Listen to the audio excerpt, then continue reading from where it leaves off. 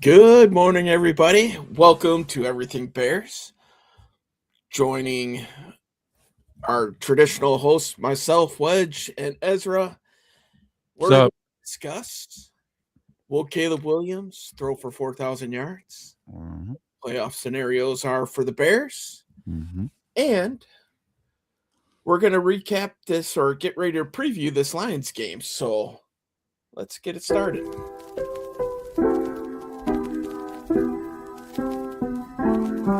Everything Bears show, yo, bear down, bear down, bear down, bear down, bear down, yo. Everything Bears show, bear down, bear down, bear down, bear down, bear down, yo.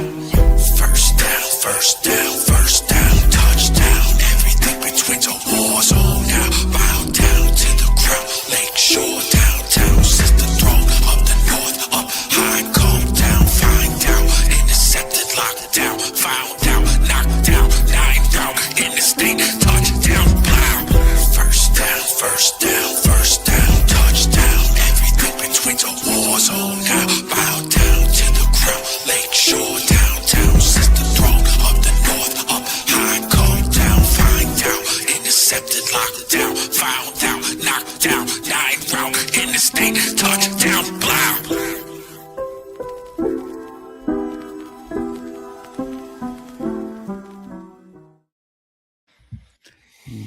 Yo.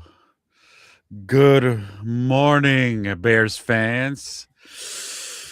Oh, we got a big one today. Big one, big one. Not any major implications, but I'm talking the emotion factor. These mother lovers put 52? Yeah, it wasn't pretty, that's for damn sure. Yeah. Put a belt to ass on our bare asses. And we gotta get back today. We gotta get back. You know what though? We're not that same team. We are not that same team.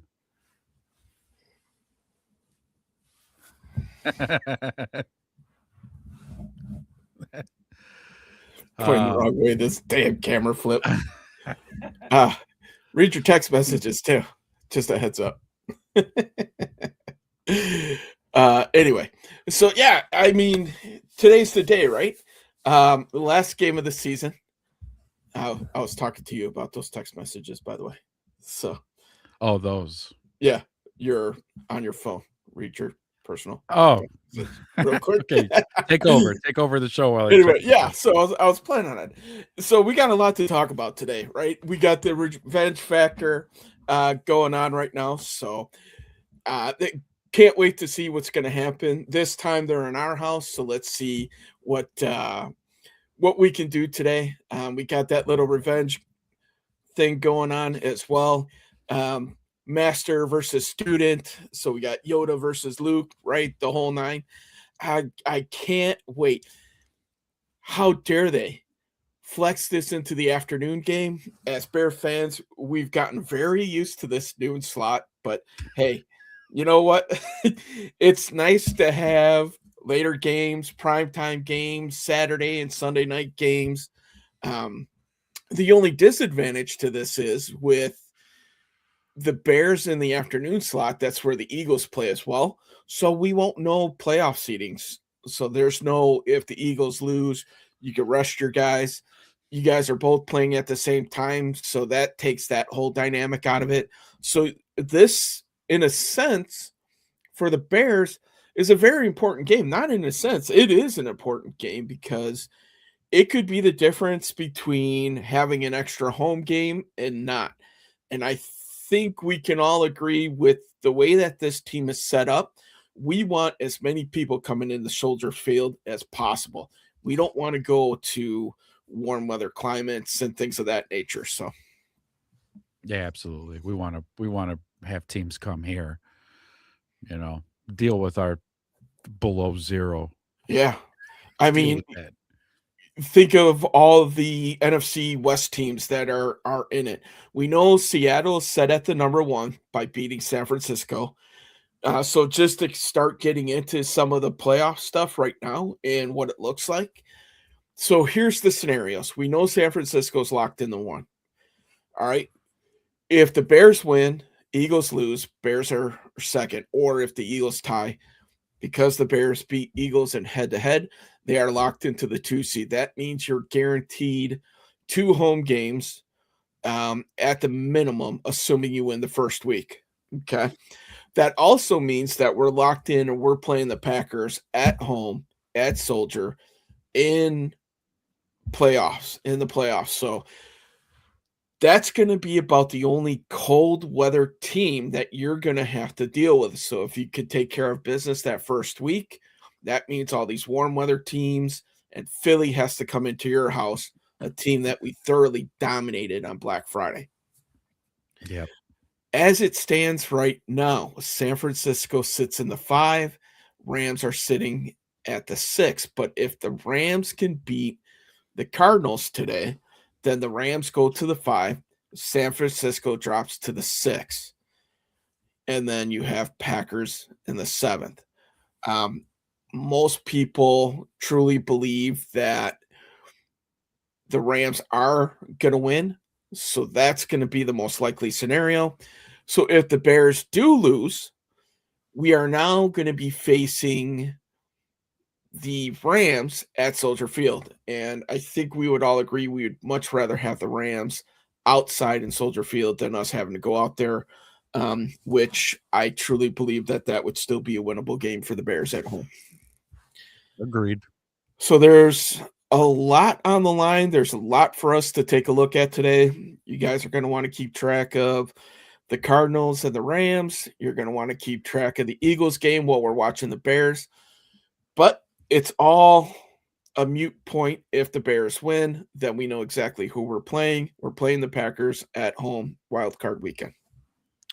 Yeah, and Ben Johnson said we're playing to win. So so I get we're going for the gusto, which I think we need to. Again, not just for seeding, but for pride and for, you embarrassed the living shit out of us in week 2. Now it's our turn. Yeah, we'll get into why we think the Bears are going to be able to do that. So, but let's hang around the playoff scenario a little bit and talk about the playoff teams that we might face, right? So if the Bears win and they stay at the number 2, you're going to be playing the Packers.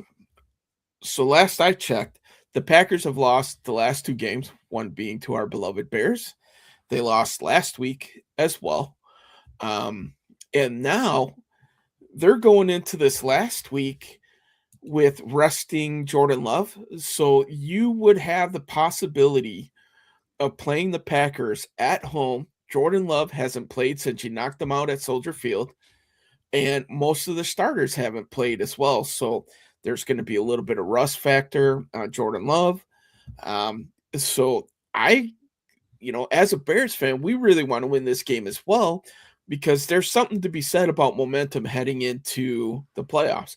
I think I'd rather be the winners of your last game versus the losers of your last 3 rolling into the playoffs with a ton of questions around you, a ton of media that's questioning what your team is, what they're going to be able to do. Oh, yeah. I'd much rather be in the Bears seat, especially if they win today. I agree, especially being on Twitter and hearing the rumor mills. Yeah, Green Bay is reeling right now. So, yeah, you come downtown, come see us, because right, they're talking the fire Matt LaFleur talks are back up and running. It's like, dude, you guys would be number one. That's the stupidest thing I've ever heard. He is a good coach. Sorry. Yeah, he's a good offensive mind. Yeah. I forgot how many years he's been coached there and how many times they've made the playoffs. He's like at 100%. Yeah, I think 7 of 7. I think this is something like year. that. So yeah, fire him. Stupid. Yeah, you know what? I hope they do. As a Bears fan, I hope they do. So, and then he takes Jeff Hatley with him because he's running that defense pretty well as well. Yeah, no, if Green Bay ownership knows better, they're not going to fire Matt LaFleur. However, though, like you said, out of all the teams in the playoffs, yeah, bring Green Bay to town. Because, yeah, you guys are the weakest out of all of us. you get that cold weather team out of the way right away. I don't know if you watched that Seattle game. That would be a tough one to go win on the road, but If I may, can I speak on that for a yeah, second? yeah, go ahead. So unfortunately I didn't watch the game, but I watched the highlights, and Mhm. what I saw was Ryan Poles. Listen up. You see what happens to Brock Purdy when you got a good front four? Yeah. What I saw in those highlights, they were up his ass all game, that front four. And it's like, wow, look Yep. at that. I wish we had front four that could do that. Mhm. And so, when I saw that, then when you have a front four like that, Brock Purdy turned back into a pumpkin. He sure did, didn't he? Yeah. Well, they scored 3 Golly. points Yeah. total. So, Yeah. and I tell you what, man, he came crashing back down to earth. There was 2 consecutive weeks that they scored 5 touchdowns, whether it's passing, running, whatever the case may be. That's the thing of the NFC playoffs right now. This thing is wide open because every team has, I'm not going to say a fatal flaw, but they have a flaw, right? Seattle. Let's take a look at them. Sam Darnold in the playoffs last year, he stunk. Okay. I I He's did got a watch most of that game last night because it was 2 teams that the Bears could face in the playoffs. mhm. I wasn't overly impressed with Sam Darnold. Now, that Seattle defense, that thing is legit. Yeah, their Okay. defense is nasty. But at the same time, what's the strength of this Bears team? It's the offense, Right. right? And I think it would only take maybe 21 points to have to be able to beat that team. Then we go the Bears. I think we all know what the fatal flaw on the Bears is, and that one might be fatal. This defense, right? Especially the front four. The front four. God golly. awful. Okay. Awful. Let's go to the 3. Philadelphia. Defense remains good. Offense is inconsistent. Saquon Barkley is a non-factor this year, right? So the run game is suspect. You still have that aspect with Jalen Hurts and A.J. Brown. So there's that. Still a little bit of dysfunction there, though winning has seemed to kind of get him back on the right track, but that offense still isn't nearly what it was last year. Let's go to the 4. We don't really need to talk about the 4 seed, the NFC South, which that is still to be determined. Tampa Bay actually decided to show up. They beat Carolina. Watched the last quarter of that game. Both of those teams are absolutely 100% awful. So the playoff scenario for that is if Atlanta wins, Carolina is in. But if Atlanta loses to the Saints, then Tampa Bay's in.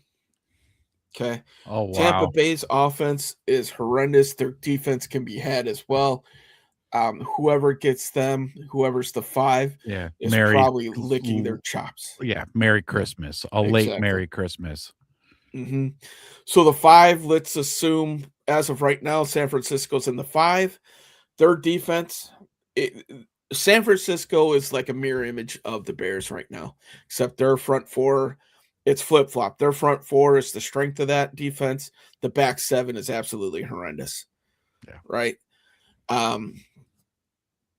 So pick your poison there. Let's go to the Rams. Wait, are they going to be getting their boy back for the playoffs, though? Fred Warner? Uh-huh. There's rumors, but we'll see. It depends, man. I mean, maybe if they make it past the wild card round, there's rumors that they might get him back, but I mean, he had a pretty significant ankle injury where it broke and shattered and everything else. I know Nick Bosa is going to be out. I saw on San Francisco's defense, Hendricks was on there, the old Vikings linebacker. Like, really? He's been around forever. I think he spent time in Dallas last year. The Rams can be scary, but they are not a cold weather team, man. I think you get them outside and that offense shrivels up a little bit. Matthew Stafford, being an older quarterback, playing out in the cold, he likes it indoors and he likes it warm. So, having them come into Soldier Field, I think that would be a very big plus for the Bears. You know, a lot of those players aren't used to playing outside. The Rams do have a good running game, and they have some receivers now. So, and they can rush the passer. So that would be an interesting matchup. That's why they're probably the least flawed team in the NFC. And that's why a lot of us don't want to see them. So let's hope that somebody else can knock them out before we have to. And then finally, the 7, we got Green Bay. Offense inconsistent, lost their best pass rusher on defense. Rashawn Gary has been seen on milk cartons because that boy has gone missing. Because have you seen this man? Yes. They are out for blood for that young man, which is a shame because before Parsons went down, he was at 7.5 sacks. So it seems that he was the beneficiary of the single blocks without chips and everything else. Now that they can focus on him, the dude is non-existent. So yeah, that's it in a nutshell for the NFC. We're in the dance. We really want this number 2 seed, guys, because we want one of those NFC East teams coming into Soldier Field, and let's see what we got. So, yep, that's a good rundown. Yeah, that's the NFC playoff picture. But in order to talk about the number 2 seed, I think we need to jump into the Lions and what challenges that team will present us today as well. So we might as well get in it, huh? Yeah, absolutely. Well, as we know, the Lions themselves had been reeling for quite a bit. They are not there in their typical form all season. A lot of people have pondered and asked, was Ben Johnson the X factor for that team's success? I mean, well, offensively speaking, for sure, I think they miss his presence greatly because you could see how the Bears have been the benefactor of having him be our head coach. I mean, the turnaround is absolutely insane. To be 5-12 last year, and then looking to end this season the exact opposite, 12-5. Like, yeah, okay, yeah, there's something to it. Detroit's offensive struggles, and Goff himself, especially last week, 5 picks. So Goff turned back into a pumpkin too. Speaking of quarterbacks turning back into pumpkins. Yeah, so Goff, he had 3 fumbles lost and 2 picks. So 5 total turnovers. Yeah, and sacked 5 times. 18 for 29 for 197. I just so happened to have pulled up the stats while we were talking about it for 64.8 rating.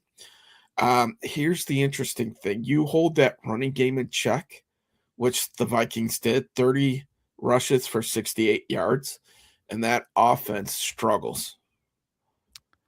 Yeah, can we stop the run though? That's my big thing today is that Goff ain't really worried about pass rush today. No, not at all. Which maybe he should be. God, we say it. I feel like this is a topic every freaking week. Paging Montez Sweat. Paging Montez Sweat. Yeah. Yo, Tez. Yeah. Yo, Tez. Zelda. So he's supposed to be going against Penei Sewell. Well, guess what, ladies and gentlemen? Penei Sewell has been shut down for the year. So he is going up against a backup right tackle. Don't get our hopes up, though. Don't. I won't get the hopes up. We've seen this before, have we not? Yeah. In a couple different games. Yes. He's going up against the backup, and he's still not making an impact. What the hell? Montez Sweat, I need you to put your big boy pants on and be disruptive today.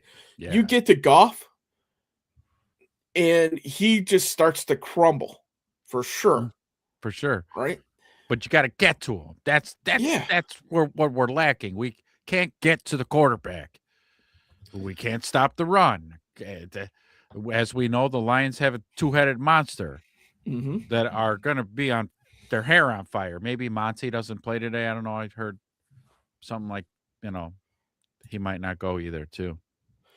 But He's not on the injury he's report, not. so Oh, and then he's a unless full go then. Okay, no, he then should he's a be. full go. Yeah. Man, but it's just like we can't stop the run. We can't get to the quarterback. This could end up being another damn shootout. Yeah. It feels like it, man. So a lot of people think, okay, well, Detroit doesn't have Johnson, but as we get deeper into the show, you'll find out that this offense is still pretty good, right? They still put up points, they still run the ball well. What's happening though is that this team isn't getting those long sustained drives anymore, where the play sequencing and stuff isn't as crisp, and some of these drives have a tendency to break down. They don't have the ability to keep these drives alive once they get behind the sticks. So again, Montez Sweat, we need you today, buddy. A couple drives where you could get these guys in second and long, third and long, and you have a better chance of getting them off of the field than what you had last year. We've seen the Bears offense, where if they get into second and long, third and long, you still have faith that they're going to be able to carry on. Well, the Detroit Lions don't have that luxury this year, so that's going to be the game inside the game, is what our defense can do to disrupt this offense. These two teams are very similar, right? Good on offense, bad on defense. So it's going to be strength against strength. Let's see what happens. Offense versus offense. It feels like one of these games, whoever's going to have the ball last, probably going to win. Golly. We'll see. I hate those kinds of games, man. Again, my heart can't take it anymore. I can't. Okay, literally can't. But it is looking the way that's how it's gonna line up, this matchup. It really does. It's gonna be another damn shootout. Whoever has the ball last. I know we already did the review of the Niners game when we played the Niners, but I just have to bring up the fact that our secondary, I'm still very confident in them. Like, they're the strength of the defense. But the way Brock Purdy just sliced and diced their ass last week, Yeah. I'm just like, well, all right, maybe, because you never know. Goff can have himself a bounce back from last week's game for him. And if that's the case. You don't think that Goff wants to redeem himself after that showing? Absolutely. That showing of 5 turnovers last week put the Lions out of the playoffs, and that was squarely on Goff's shoulders. You don't think he wants to get that bitter taste out of his mouth? If you don't think so, guys, you're wrong. I mean, the one thing that this guy is a competitor. And a lot of people said Ben Johnson made this guy who he was. Well, you know what? There's probably some truth into that. Well, but the fact is, he was under his tutelage for several years. Yeah. Well, and he played very well with McVay for a while too. Mhm. So, I mean, and he was great. He was great coming out of college too. That whole Lions team. I want to definitely say this: that whole Lions team, although it would love to come into Soldier Field and beat us today, just for one little kidney shot, bam, there you go. We're gonna go fishing now. You guys, good luck in the playoffs, because they probably wouldn't mind seeing us go into the playoffs on a embarrassing loss. Right. So they're gonna be fighting with every fiber of their being, because this is their last game of the year. That's it. After this game, there's no more football for them. There is for us. So they again wouldn't enjoy anything more than to just send us home fucking with a loss going into the playoffs. And it's just, what was our it, boys, 2 or 3? Go ahead. I would just say our boys better be ready. That's all. Yeah, I was gonna say, what was it, 2 or 3 years ago, where the Packers were fighting to get into the playoffs. Detroit had nothing to play for. They could have rested their starters, but went all out. and beat the Packers, I think, and then kept them out of the playoffs a few years ago, or like destroyed their seeding opportunity. It was Yeah. something along those lines. So with the competitor that Dan Campbell is, these Yes. boys are going to be ready to go out, fight, scrap, do whatever it takes to mess up anything that they possibly can. They play for Dan Campbell will play for the integrity of the game. I don't ever see him, pulling guys or whatever the case may be. So Yeah. Yeah. They're definitely going to want to come into Soldier Field and play stinker today. mhm. So again though, I have faith in Ben. I have faith in the coaching staff. They also too are going to have the Bears just.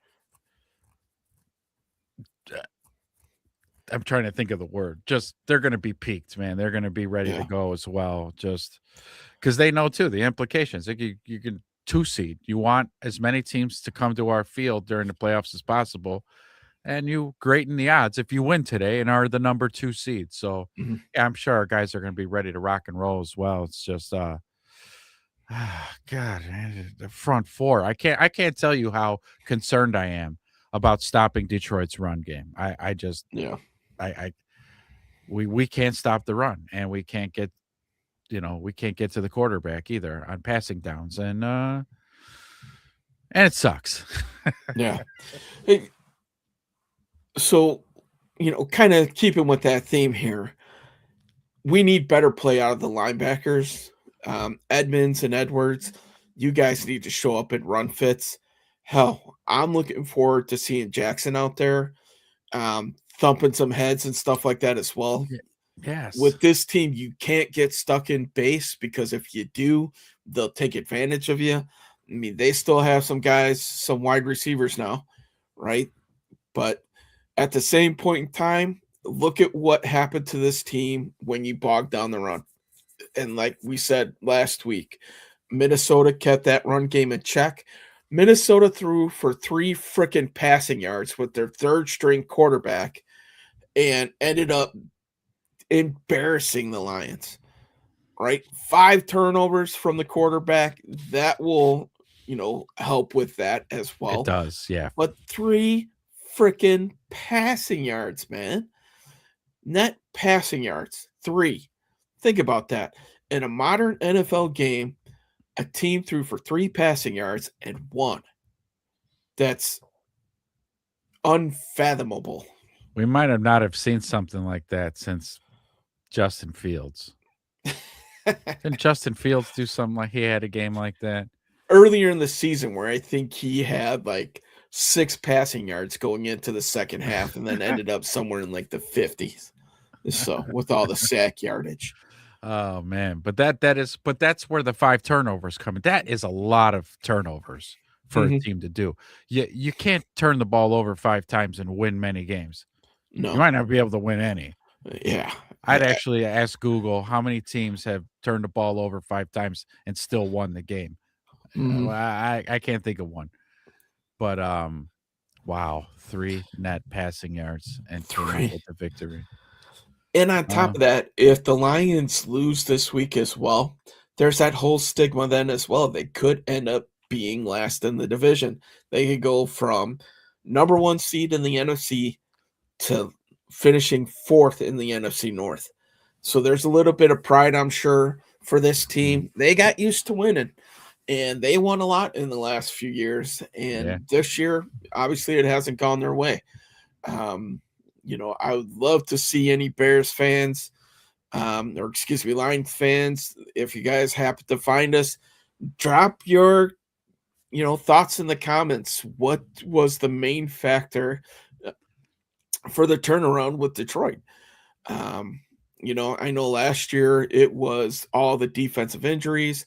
This year they're still a little bit beat up, but not nearly as bad as last year. So you had the team that you wanted for most of the year. But what were your thoughts on there? I'd love to hear them. See what they say. I do watch a couple Lions podcasts, not regularly, but I catch them. The gentleman that I was watching had said that and this was just a couple weeks ago. I watched his little clip. Yeah, man, he credits their lack of execution because of Ben Johnson being gone. Mhm. You kind of just alluded to it a second ago, saying like the sequencing of a play calling. I think play calling is an art form, and and not not just the play design, although that's important. It's the sequence of calling the plays and the situations and when you call what and what formations you come out in and what you're showing the defense and that whole sequencing. That's an art form, man. Dan Mhm. Campbell just can't pick up the call sheet and be like, I got this. No, I don't think so. It's not that easy, boss. But Ben Johnson seems to be a master at it. And so, yeah, man, that's a huge loss for the Lions that he's. Well, you look at it too. How many times are we watching um, Chase Daniels and TJ and stuff where they're like, now remember this play as they are Is that Rossler or Rosler? Because I see Rossler. I see it and Yep. I'm like, D Rose, what's up, D Rose? Yeah. But okay, in 2024, the Lions versus Texans, Goff, 5 interceptions. Oh, so Goff again, Uh-huh. 5 turnovers, and they won. Wow. Damn. Okay. Against the Texans. Thank you for Okay, that. so my Thank rebuttal you. to that would be how many turnovers did the Texans have in that game? I'm Oh, guessing they had a few themselves. So probably. But thank you for that fact check, D Rose. mhm. And Alan, what's up, Alan? What up? Yeah, our guys checking in. Good So morning, gentlemen. Good morning, boys. Good morning.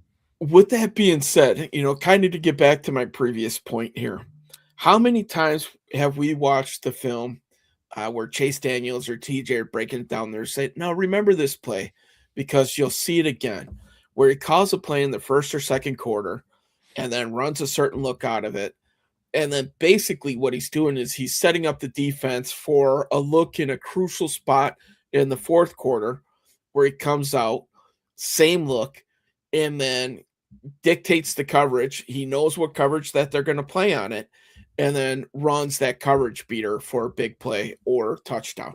Right. That's the type of play calling sequencing that we're talking about. It's not necessarily always within the same drive, but it's setting up the whole game. And as a Bears fan, we've never seen this. No. Never. No. We've never seen an offense like this either. So No. it's interesting to be on here talking about a Bears team where we talk almost 90% offense, and the only time we're talking about the defense is by calling them out and how bad they are. Yeah. Or Right. or we're applauding their turnovers. I mean, That's true.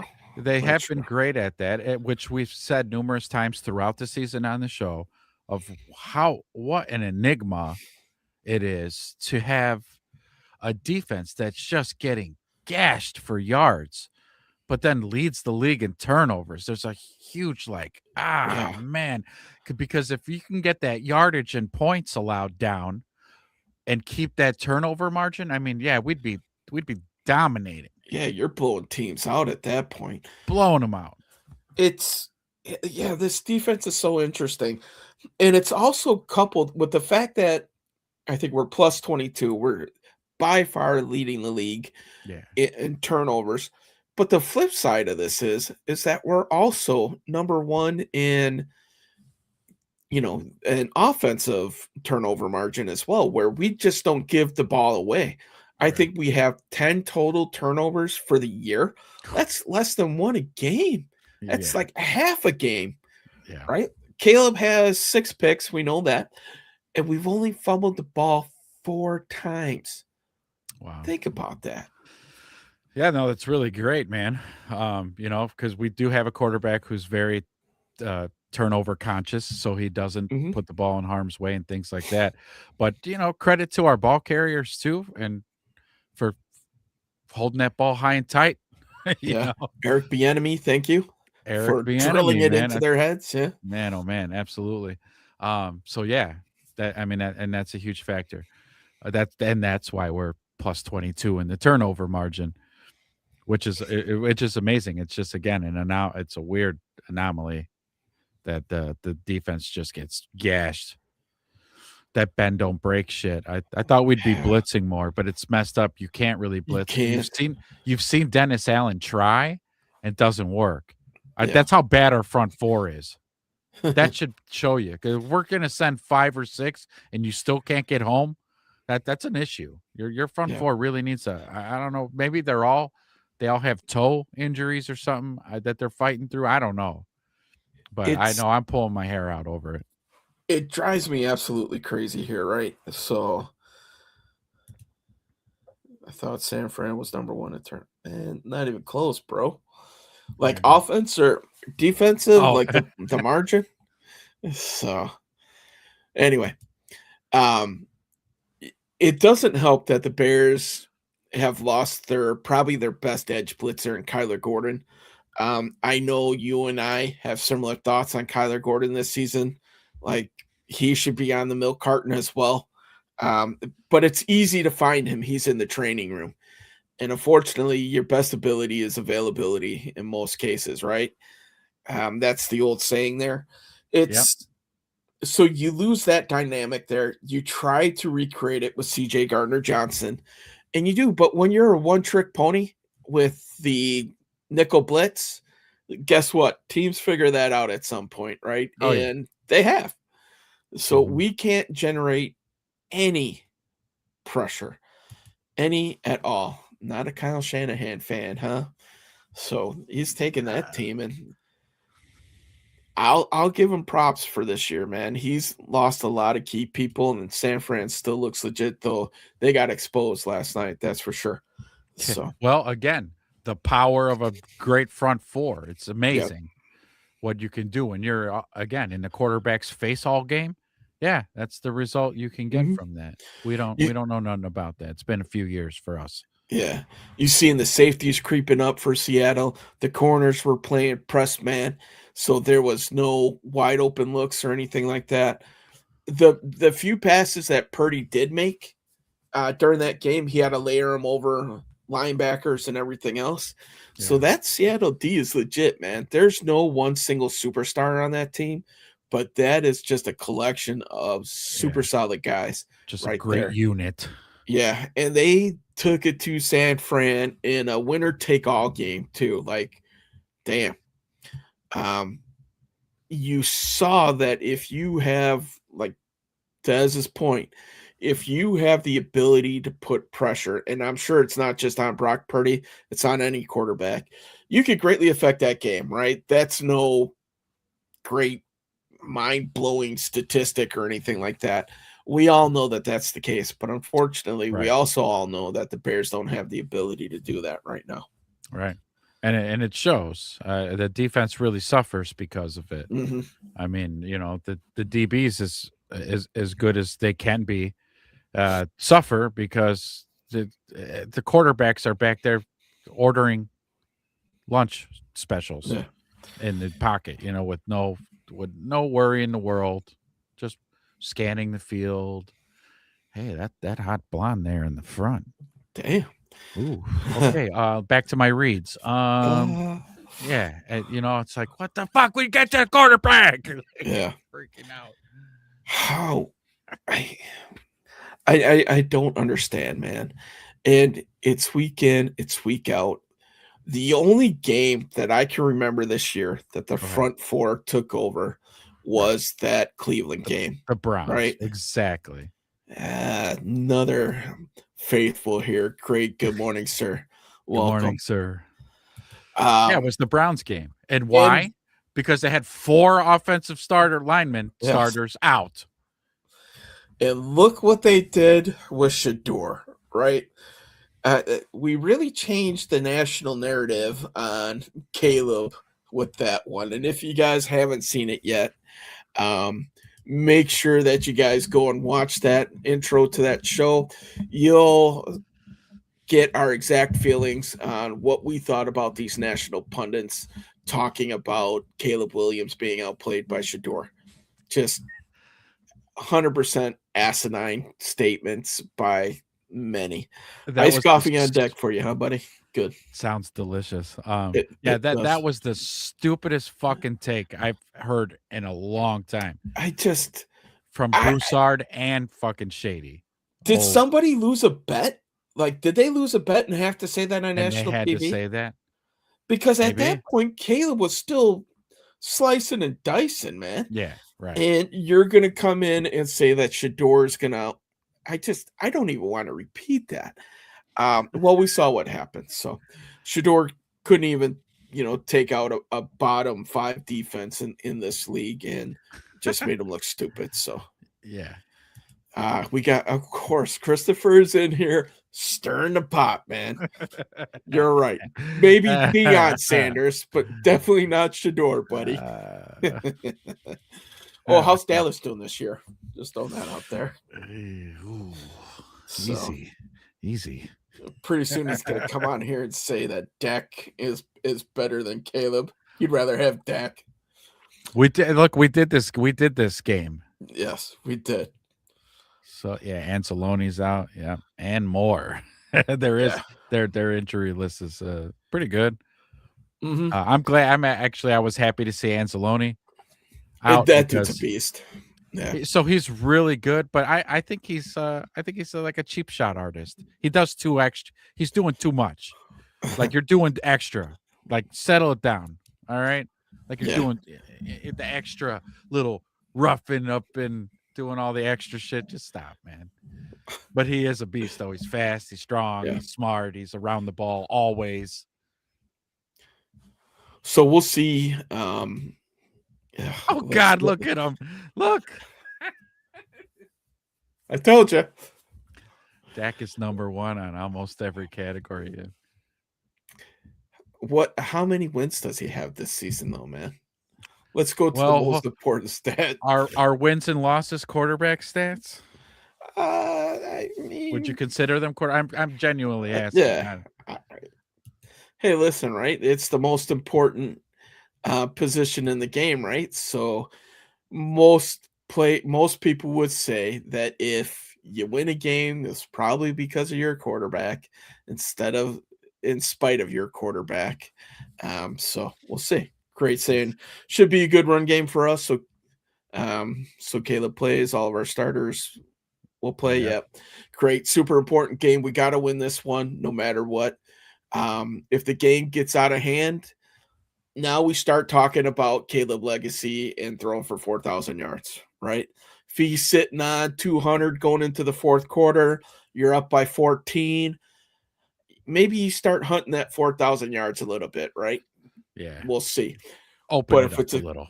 If it's a close game, hey, listen, we all know Ben likes to throw the ball, right? Even though we're a power run team, we'll see.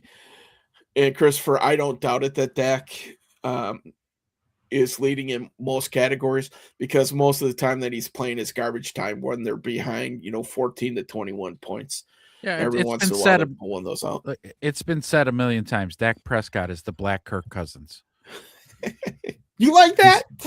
He's a stat stuffer. He really is. He gets the stats, but they don't win shit. But he's a stat stuffer, though. Yeah, I'll give him that. Yeah, we got a little fan on fan crime. I love it. So, would be nice to sit Caleb for the playoffs.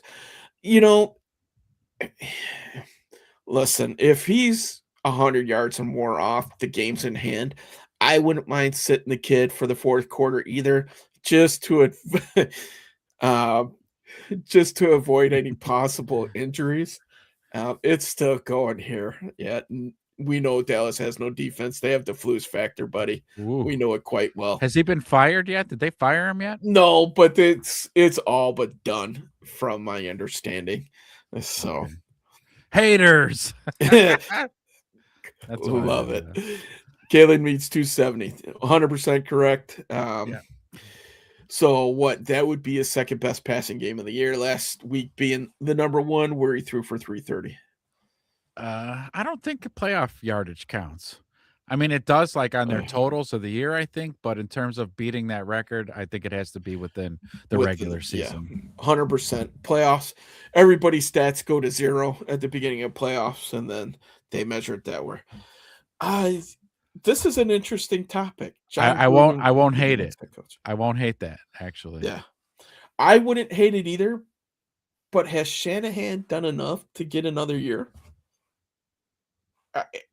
Let's put it like this. At the beginning of the year, I was like, what the hell is Dallas doing? I actually don't hate Shanahan as a head coach. I thought Right. he did a fairly good job with what he was given this year. And Christopher, I'd love to hear your thoughts on it. Not that this is a Dallas Cowboys show, but, we're all football fans too here. So, yeah, great. 100% agree with you. That is Dallas's fatal flaw. They have the floose. And Crate's been on this show long enough. We never say the Floose's full name on this show. That's one of the banned words on this. So, so he's just the Floose. Crate, thanks again for jumping the chats, man. It's good to see you, buddy.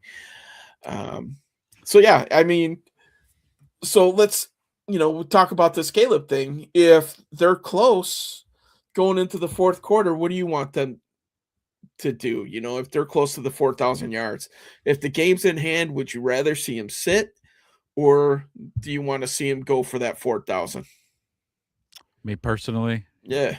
or and our audience as well can answer too. I personally, I selfishly want him to get it done. He's this close. They've had such a good year. Let's just do it. Let's just get it done.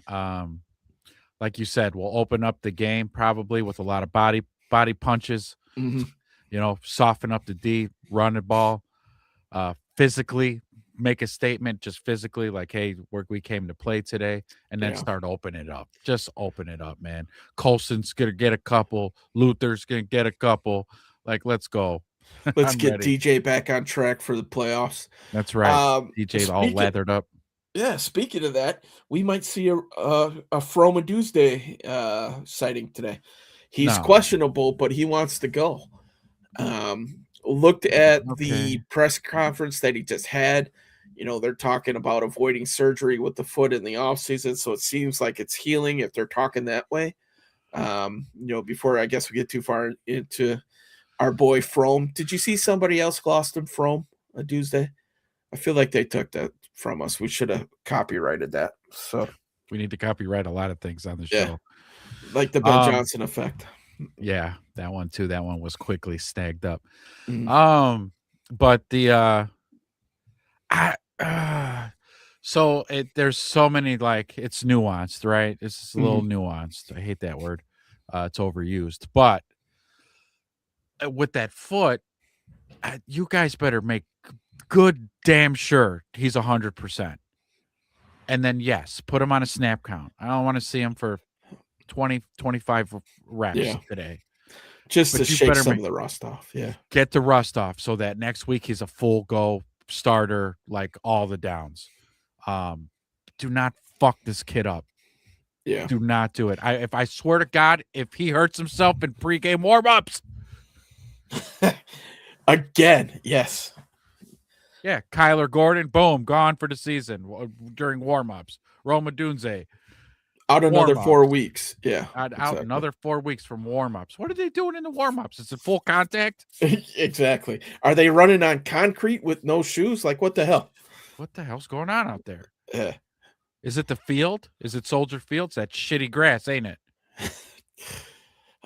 We'll see. Let's hit some comments and then we'll wrap up on Rome, huh? So they are flooding in right now. So Christopher, thoughts on Schottenheimer? He was okay.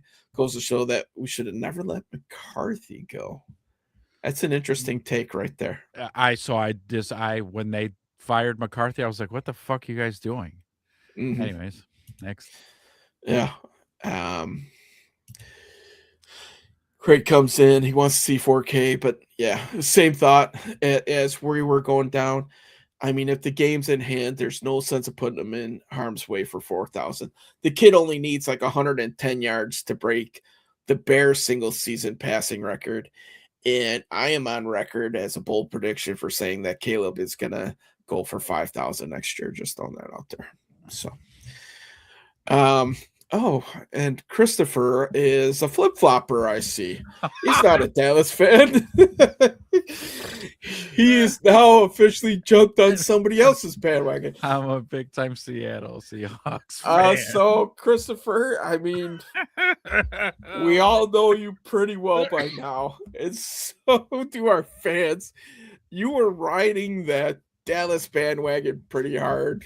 Anything Oklahoma and Dallas, we know you're all about. So nice try, buddy, but we're calling you out here. So you can be a bandwagon fan for the Seahawks. You're more than welcome to, but I'm sure I speak for Ezra as well. Why don't you come over to the blue and orange side for this postseason run? Why not? You know, Yeah. so come on in.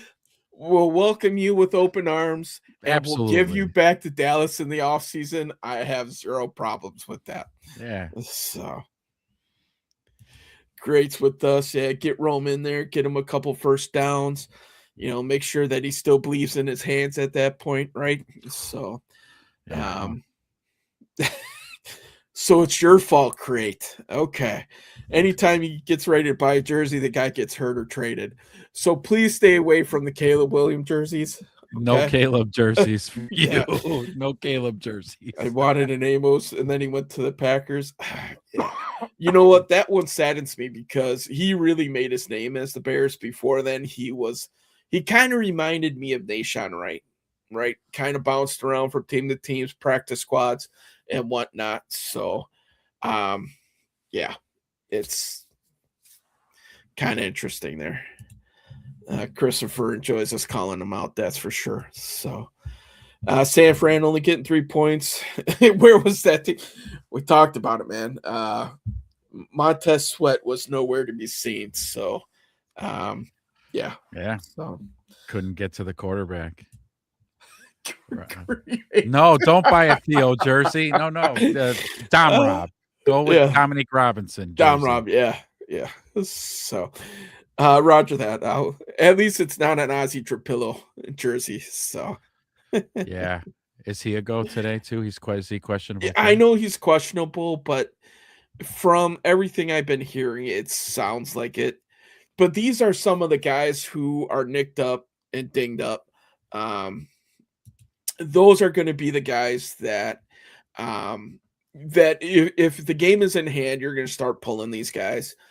It wouldn't be bad to get Theo some reps at left tackle just in case something happens going down the line, though he had plenty of starts there. He did. Yeah. He had a few. Yeah. He's a serviceable left tackle. We've seen it. I think the run game is a little bit more potent with him in there. But Ozzie, at the same point in time, man, that dude has locked it down. He's only given up 2 sacks in the 6 starts that he played against, 1.5 of those coming against quite possibly the best D-end or top 5 D-ends ever in Myles Garrett. We'll see. I got to double check. I don't think he had any sacks last week, so he's, I think, a half sack away playing Cincinnati this week. He's going to be getting that record. This guy still hasn't gotten it, man. It's been, but you would assume most teams are like, yeah, he's not getting the record on us. Well, look at what he said. Team. Yeah, look at what he said against the Pittsburgh Steelers. He literally said in the press conference, I felt like they were more concerned with keeping me from getting the record than winning. And there's something to be said about that because now with Pittsburgh losing that game against the Browns, they're in a dogfight this week for the division. Right. It's a win or go home, them and the Ravens. Yeah. Yep. That's going to be a good one. It will, man. That thing is always a fist fight. And I haven't been keeping track with that with so much going on with the Bears, but I'm pretty sure Lamar's going to be going for that game. But that's the Sunday nighter, man. Guess what? I'm in. I'm watching that. So, okay, here we go. Off topic, but Vikings really messed up getting rid of Sam Darnold. Did they though? They did definitely for regular season. They did. Postseason, the jury's still out on Sam Darnold, and with Christopher all of a sudden being the Seattle Seahawks honk, and riding their coattails. Christopher, what do you think of playoff Sam Darnold? How do you think he's going to fare this week? I'm curious because that performance he threw out there last season with the Vikings was god awful, and he started getting exposed a little bit. So I would say really quick in my comments on that Sam Darnold thing with the Vikings is the timing of it I thought was a little weird in terms of like they had this great year, finished with a great record, and then at the end of the season and like, all right, you're out of here, kiddo. You're out. Like, wait, Yeah. what? But it's Sam Darnold. I'm not a big Sam Darnold fan, so no. Here's our guy again talking shit. Let's yeah, he's go another Rodgers. fence he jumped over here. Pitt, let's go Rodgers. Everybody has an opinion. Just most people's are wrong. That's all. Sam will do just fine. Every quarterback has a weakness unless your name is Tom Brady. So we're saying Sam Darnold's weakness is the playoffs. Okay, I'll agree with that. Yeah, it could be. Yeah. Well, we went pretty far down a bunch of different rabbit holes. How about we try to rein this back in towards the Lions, man? You want to go over tail of the tape? Yeah, let's take a look Let's at throw it. it up. Let's take a look. Up here. We're already an hour into this thing, man. Thank you for the 47 that have decided to join us. I'm glad to see a lot of familiar faces out there with Alan and Christopher create. We also had Rossler showing up as well. I know he's a Michigan native who is a Bears fan, so welcome everybody. Thank you for joining us. Love the comments. Definitely keeps the show going. Really hypes this sucker up. So tail of the tape, man. For a team that's in fourth place in the division, this was somewhat shocking when we started putting this together. You took it last week. I'll take it this week for you, man. Unless you want it. I feel like I've been talking an awful lot. So if you want it, take it. No, you're good. Let's keep it rolling. All right, let's keep it rolling. So points per game. So this was shocking to me. Even though that Ben Johnson isn't there, this is still a good offense for the Lions, which we knew, right? 28.9 points per game. Last year, I know they averaged over 30, so they have seen about a 10% decrease. But they're second compared to the Bears, 26.6, coming in at ninth. I would be sad to look up what the Bears were averaging last year. I'm sure it was under 20. I think it was around 18 off of memory. So we've seen quite the lift, scoring a touchdown more per game this year. But Lions, when you throw up a couple 50 burgers, one being against our beloved Bears in week 2, that can have a tendency to help inflate the stat a little bit. Yeah. Points per game allowed. This team is tied at 22nd, 24.8 for each team. Very interesting on this one. Turnover margin, we talked about this earlier in the show. Bears are plus 22. Not only do they lead the league in takeaways, but they also lead the league in giveaways on the positive side with only giving it up 10 times. Third down offense. Bears, especially after last week, which they converted quite a few third down conversions against San Francisco, come in at 43%. I'm sure if you ask Ben Johnson, he would say that's a little bit lower than his liking, but hell of a lot better than what we're used to. Coming in at 6th, with the Lions coming in at 38.3, 20th in the league. This has probably been their Achilles heel. They have trouble sustaining drives.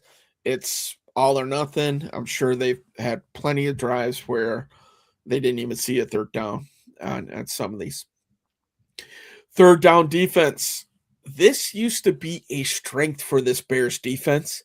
It has very quickly declined, which is also why you start seeing some of these scores getting inflated, right? This defense can't get off the field anymore, which is a shame. San Francisco punted twice last week, which, to the Bears' credit, it was the first time they've punted since November. There's that. But every other time that they didn't punt, they were pretty much marching straight to the end zone, with that game being tied at 7, 14, 21, 28, and 35. right? Crazy. Compared to the Lions, 36.9. So they have been getting off the field at a little bit better of a clip compared to the Bears. Yards per game offense. Very close here. And I fucked up. I think I switched the numbers.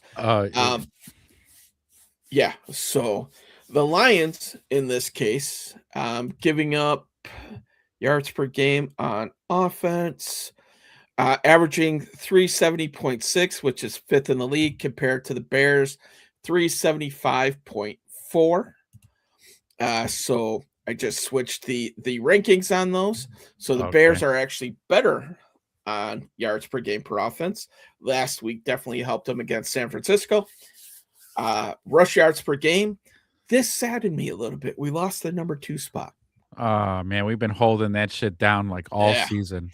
Well, last week we only ran for just a little bit over 100 yards against the 49ers. But the flip side of that was Caleb Williams threw for 330. Yeah. Well, Courtney Cronin pointed out to Ben in the press conference that he only ran the ball 5 times in the second half. Yeah. If you guys want further thoughts on that, go to YouTube. We happen to post a short on that question, so feel free to give that a listen. Okay. Yeah. Compared to the two-headed monster that everybody talks about in Detroit, 119.9. Jahmyr Gibbs has definitely been the leader in this case. Montgomery not getting as many snaps. And I can't tell you off the top of my head if he missed some time during the middle of the season, but it is definitely, Jahmyr Gibbs has definitely kind of set himself apart. Last year, it was a little bit more of a 50-50 split. This year, a little bit different story. I don't have the Lions stats up in front of me, but when we're done with the tail of the tape, let's take a look at that. Look at stats. Oh yeah, we'll table that for a second, and then the defense. We know that the Bears defense has struggled all year long. The numbers definitely show that, but at the same point in time, Detroit's defense, though ranked higher in most of these categories, has definitely been the Achilles heel of this team as well.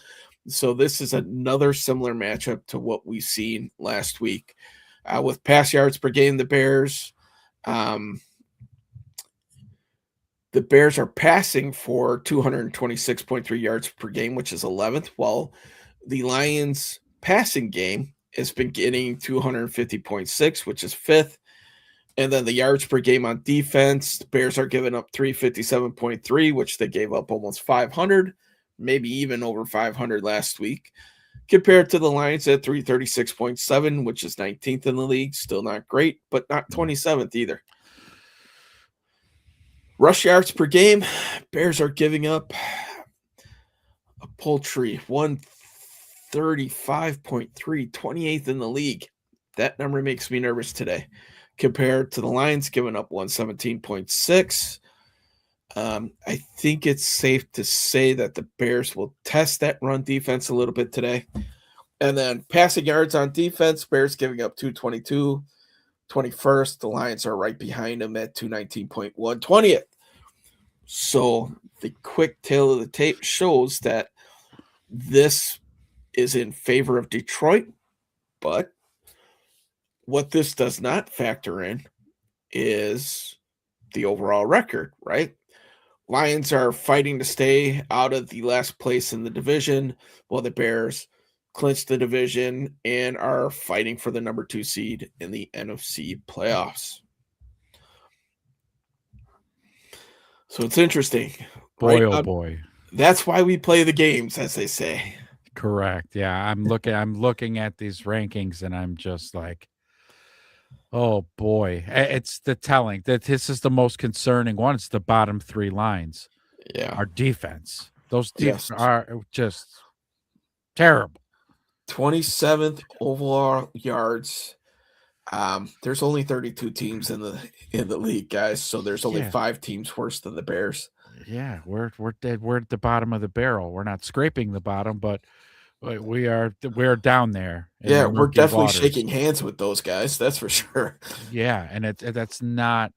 It doesn't bode well, especially that we punched our playoff ticket, right? So we're in the tournament, and you're going to be going up against teams that aren't ranked that low on, and so like we're going to really get exposed. San Francisco last week really exposed our defense. Yeah, especially And that D line. And everybody would say the strength of this Bears defense is the back seven. Well, guess what? At this point, I don't think I could put the linebackers in there. It's maybe the secondary is the strength of this team because the linebackers have been fairly disappointing between injuries, inconsistent play, not being able to stop the run, which some of that falls on the D line because a lot of these D linemen, you do not have to double team. Billings, I'm calling you out, even though you're a massive piece of humanity. You have not lived up to the billing at all as a run stuffer. You can't even eat blocks at this point. You're a one man required blocking, which then puts offensive linemen on your linebackers right away. So it's this is, as a Bears fan, this is what makes you nervous moving forward, right? This is why any given game you can win it, or any given game you can lose it for sure, because that San Francisco game proved to us a couple different things. One, our offense is elite. We could score and keep up with anybody. Yep. But on the flip side is we have to score so that we can keep up with everybody. And that's the rub there. If this defense can figure out how to be average, middle of the pack over the next 4 or 5 games, we could be having a big celebration in Chicago. But that's the $1 million question. I mean, shit. Let's just focus on today. Okay. Yeah. Can you guys be average today? Today, yes. Be average. Okay. Let our offense cook and just be average, guys. Make the Lions punt a few times. Mm-hmm. Okay, that way we could jump ahead and get a nice little cushion going. But just be average, fellas. Be average. Yeah. Come on. You could do it. I hope. I hope so too. So Craig coming in. Pretty sure Robert Kraft took some Tom Brady hair and grew a QB in the jar named Drake May. Christopher coming in. CMC's a monster. He was, but he was held in check against your Seattle Seahawks. Your Seattle defense, man. Yeah. Really kept them in check. And then finally, Crate. He's going to catch us in the post-game. Crate. Bear down, baby. Hope to see you midweek here. So, very interesting, isn't it? Like, getting dominated by Detroit in most of these categories. And they're +4 in the turnover margin. So normally, if I see this, I would see probably, a team that was ranked a little bit lower in the turnover margins. But a lot of these yards must be come from behinds. They played the first place schedule, so they played a lot of good teams. Bears are going to go against that monster next week, or next year rather. So we'll see how that equates. Yeah. But yeah, interesting tale of the tape, man. It really is. Yeah. Kind of it's giving me a slight pause because I really had felt going into this and still do like, oh yeah, we're going to get revenge. There's going to be a lot of emotion charged in this game. Again, our offense is not the same offense that they saw in week 2. No. So to go back to what you said, I like the word elite. We can put points on the board. You want to do a track meet? We'll run track meet. We're all about it. We'll do it. It's just looking at these numbers, when you see it visually, you're like, shit. This is not going to be a walkthrough. Right. This is not going to be a walkthrough. But the most important stat, the win-loss, Detroit's 8-8. Bears are 11-5 right now. Yeah. So the Bears have found ways to win games. And I don't think Detroit was in that many of close games. But maybe they were. I don't know. I didn't follow them that close. So, It's going to be a dogfight, man. It's going to be who can stop whose run game. I feel both teams like to set up their offense or run their offense through the run game, and then let the passing game complement it in a big way. So let's see who's going to run it better. It's going to be about 32 degrees at Soldier Field today, cloudy, so not overly cold. But you bring a dome team into the outside air, not used to playing in this cold. The Bears have been playing in the cold for better part of a month now. They had the 1 week break in San Francisco. I think that's why you saw this team open it up. They didn't have to really deal with the weather elements last week. And that's why Caleb threw for 330. Right? Right. Who would have thought that as a Bears fan, we really want a dome stadium at this point? Unfortunately, by the time they get this thing built, Caleb's going to be 7 years into this thing. So But we'll see. Golly. Unless they build in Indiana, again, the governor's like, we'll stick shovels in the dirt this weekend. Yeah. So you're Gary Bears. Or the way that they do it, like the Anaheim Angels. Yeah. Or what? Because it was a long sequence of things. So, like for Chicago, your Chicago Bears of Gary, Indiana. Like, wait, what? Your Chicagoland Bears. Well, they still call them the Green Bay Packers, even though I think technically Lambeau's in Ashwaubenon up there. So, but yeah, you know, there's plenty of stuff like it doesn't have a good ring to it. Yeah, the Ashwaubenon Packers, your New Jersey Giants, or New Jersey Jets. Yeah, New Jersey Jets. Yeah, that actually sounds okay. A little bit. Yeah. And JJ. But New Jersey doesn't want anything to do with the Jets. Keep my name out your mouth, New Jersey says, with either of those teams right now. I don't know, man. It's going to be a typical Detroit Lions game, scrappy. That team has definitely embodied their coach, Ben Johnson, not quite. Dan Campbell. But at the same point in time, you got to think that the Bears, even though they won't come out and say this game has a little bit of extra meaning for these guys. Yeah. Because it has extra meaning for their coach, and they won't come out and say, you know, oh, we want to win this one for Ben Johnson. That's not how this locker room is put together, but you know that's exactly what they're thinking. They want to support their guy because Ben Johnson has had their back all year long. So it's definitely going to be, you know, one of those, let's go win one for the Gipper behind the scenes. But you'll never hear Ben Johnson say that, oh, this game is extra special. No, that's not how he's wired. He gives the politically correct answer, but you know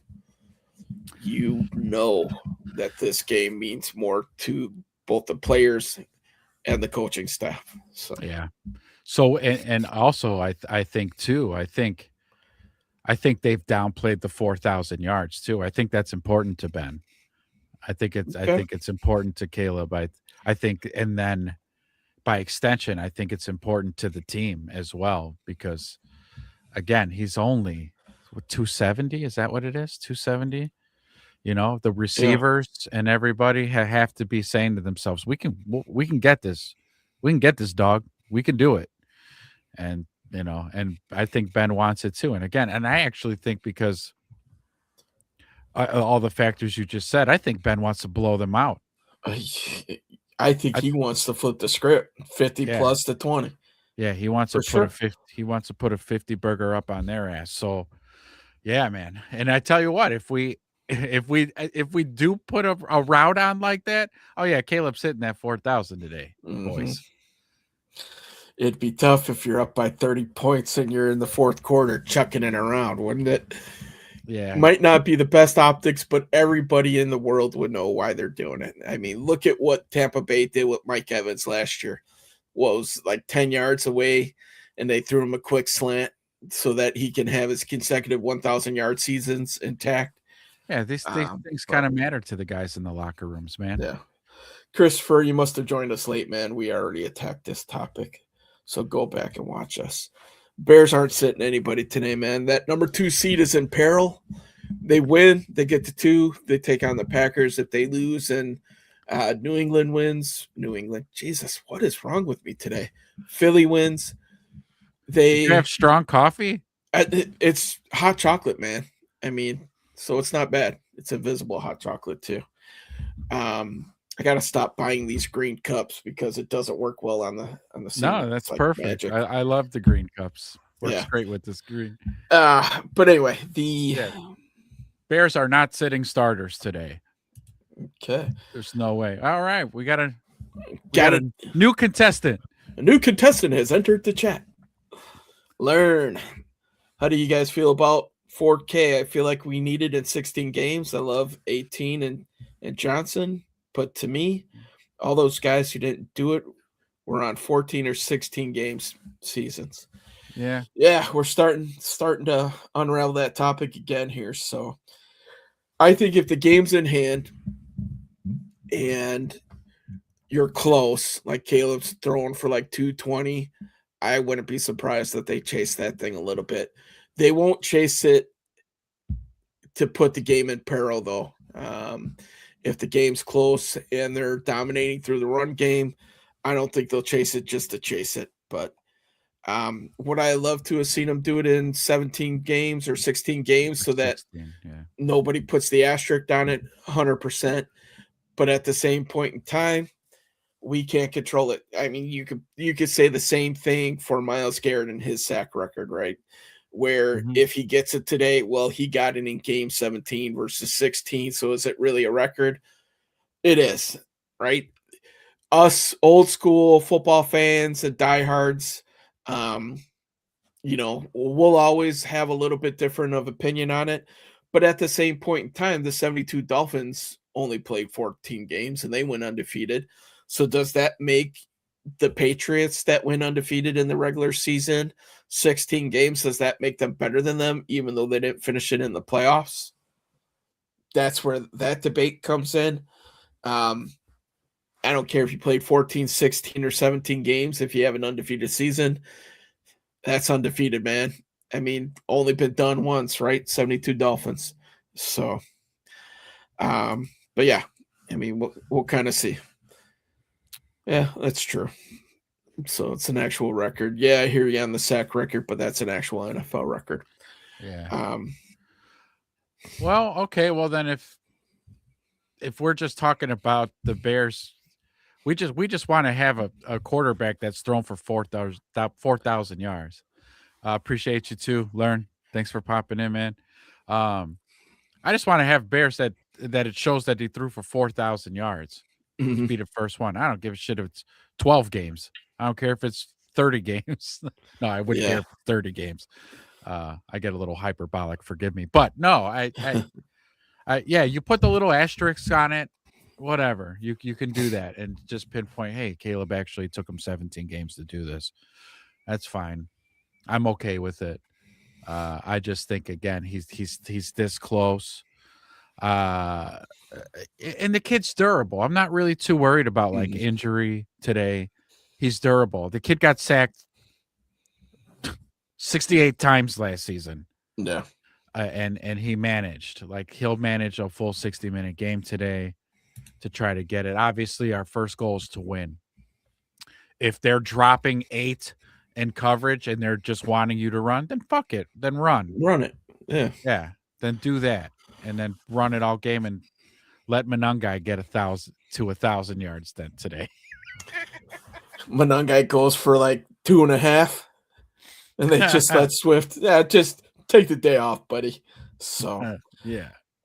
So the big target number for Monangai for the season is 800 yards. It'll be the first time that the Bears have had 2 backs over 800 in forever.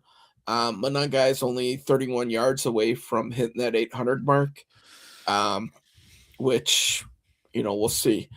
One of the things that we were talking about before this show, for the season wrap-up, guys, just to tease it a little bit, hopefully we're not wrapping up the season for a couple more weeks, but we're gonna evaluate this draft class, and if you look back at this draft class, um, there's a lot of good things that came out of this, man. And I'm not going to take too much more on this topic because I really want to save this to where we can unpack it and spend a good amount of time on it. But yeah, man, it's just food for thought for you guys. Look at what the rookies are doing this year and, kind of digest that a little bit. And if you guys aren't sure, do your homework and, we'll get to that point. But let's stay task here with these Lions and You did. what's You in front showed of the this team. graphic last week. I mean, I know when we do our breakdowns, we'll make Mhm. proper graphics to put on the screen. But you looked up their stats last episode. You would talk about big time contributors. They're all rookies. There's 4 huge ones, right? Yeah. Yeah. Ozzy, Luther, Colston, and Kyle Monungai. It's like, and like big time contributors. Colston Yeah. Loveland's at Luther Burden is 600 something yards, right behind our who's our leading receiver is Rome. Not DJ? anymore. DJ. Yeah. So And he's right there with them. They're all in the 600-yard range. So it's like, oh boy, Colston Loveland too. Colston Loveland's where's he at? He's going to be at 600 yards. he's number 2, 48, 622. 620. See, he's 48 600 yards too. Yeah. So man, and then of course, then we got Ozzy Trapillo finally getting into the left tackle position. He's played, and you showed this graphic a number of shows ago, and those stats were impressive as well because he had Yeah, played it's like PFF 1,000 grades. snaps, Mhm. and at that time had no penalties, no sacks, and up until this point, he's only let up 2 sacks. Yeah, 2 sacks and 2 penalties. So this is all stuff that I kind of looked at, just to piggyback off the players that you're talking about. Let's talk about them briefly, right? Ozzy Trapillo, we just recapped 70 PFF grade, 60 is average. Okay, so he's an above average left tackle, giving up 2 sacks. So if you kind of extrapolate that across the season, probably about 5 sacks, less than 10 penalties in a full season. Okay, for a starting left tackle. That's amazing. So has the chance to be an above average left tackle. Okay, which is an upgrade from Braxton Jones. I think we would all agree on that. Let's talk about Colston Loveland. All right, one of the top 2 tight ends taken. A lot of them like to compare him to Tyler Warren. Tyler Warren has more grabs, a little bit extra yardage, but at the same point, does Tyler Warren pitch in as much in the run game that Colston Loveland does? This guy is a 3-down tight end who blocks his ass off, is an elite receiver, probably some of the best hands on the team, and the kid is quarterback friendly. We saw it against San Francisco. Mm-hmm. What do you do on that offside play? Yeah, Yep. Colston. Well, and whenever he needs a big 3rd down or 4th down conversion, who does he it goes go to 3rd and Colston. 3rd and Colston. I mean, he should be 3rd and Colston, and we should come up with something for 4th and something. Yeah, 4th and Loveland. 4th and Loveland, yes. McMillan, Roy, Rookie of the Year. Rookie of the Year. I won't necessarily disagree with that. I watched the kid play last week, and I know he's been having a great season for the Panthers. But before we start throwing out the Roy, let's see if they make the playoffs. Okay, we'll see. There's a lot of people in the running for it. I wouldn't hate the fact that if he won it, but yeah, he'd be deserving of it. I wouldn't be mad at it. Mm-hmm. Again, though, too, I didn't think any of the Bears rookies were going to win Rookie of the Year because, again, it's spread out too much. Yeah. Too many mouths to feed. Yeah. Yeah. And Ben Johnson and Caleb Williams have done an excellent job of spreading that ball around pretty damn evenly. Mm-hmm. So let's talk about the other 2 that we haven't talked about, right? So Luther Burden, yards per route ran. So every time he runs a route, it equals 3 yards, which could be the highest number for a rookie ever in the NFL. So every time he's on the field and runs a route, whether he catches it or not, he gets 3 yards. Okay, that's one of the PFF grades. So some of that might be slightly skewed because he's made the most of his opportunities, but at the same time, every time he's in there, good things are happening. That's basically what that equates to. And then we go to Kyle Monungai. For rookie rushers, he is 5th, and he's only maybe 20 yards behind number 4 in the dude from Washington with the 2 last names. Yeah. So, and he's not even the starting back for this team. He's the Right. second option. Right. And he was a 7th round pick. Right. You can make an argument right now that the Bears have 2 steals of the draft, right? Yeah. To Christopher's point, Luther Burden being 1, 2nd round pick. He arguably, if you project him out for a full season, and by the time this is done, he arguably could be the best receiver that's come out of this last draft. We got him in the 2nd round. Yep. And then Monungai speaks for itself. 7th round draft pick, rushing for 800 yards. When did the Bears actually start playing him? Week 5, 6 after the bye? So to be fair, all of these rookies, the coaching staff did not incorporate these guys in the offense right away. It took a number of weeks starting off the season, where I know as fans, I was wondering too, where's these rookies at? Where are they at? Yeah. Well, maybe they weren't ready. Maybe they need to earn the trust more. Maybe they need to learn the playbook, all the details and blah, blah, blah. But eventually when they all got up to speed, man, look at where we're at now. Now we're applauding this rookie draft class, man. It's been great. Colston had the shoulder coming in, so he was somewhat limited in the first couple weeks as well. I don't think it's a coincidence that when this team really started turning the corner, it's when these rookies from this last draft class started getting in there and really injected some life into this team. So I really appreciate this comment. This is why we're doing this show. Really refreshing to hear some folks talking some sense. I'm not used to the Bears getting their due consideration. Listen, man, come along with the ride for us, man. We decided to start this thing up because we're tired of the same old corporate stuff. We called out all the national pundits for not jumping on the Caleb bandwagon. Listen, man, we were honking that horn since week 1 that we started doing this show. But I really appreciate that comment, bro. Thank you. Welcome. Like, subscribe, hit the bell, man. So every time we go live, come aboard, man. We're lucky to have you. Thank you so much for coming, man. Thanks for chatting. But we're huge bear heads, though, man. So we're gonna praise them.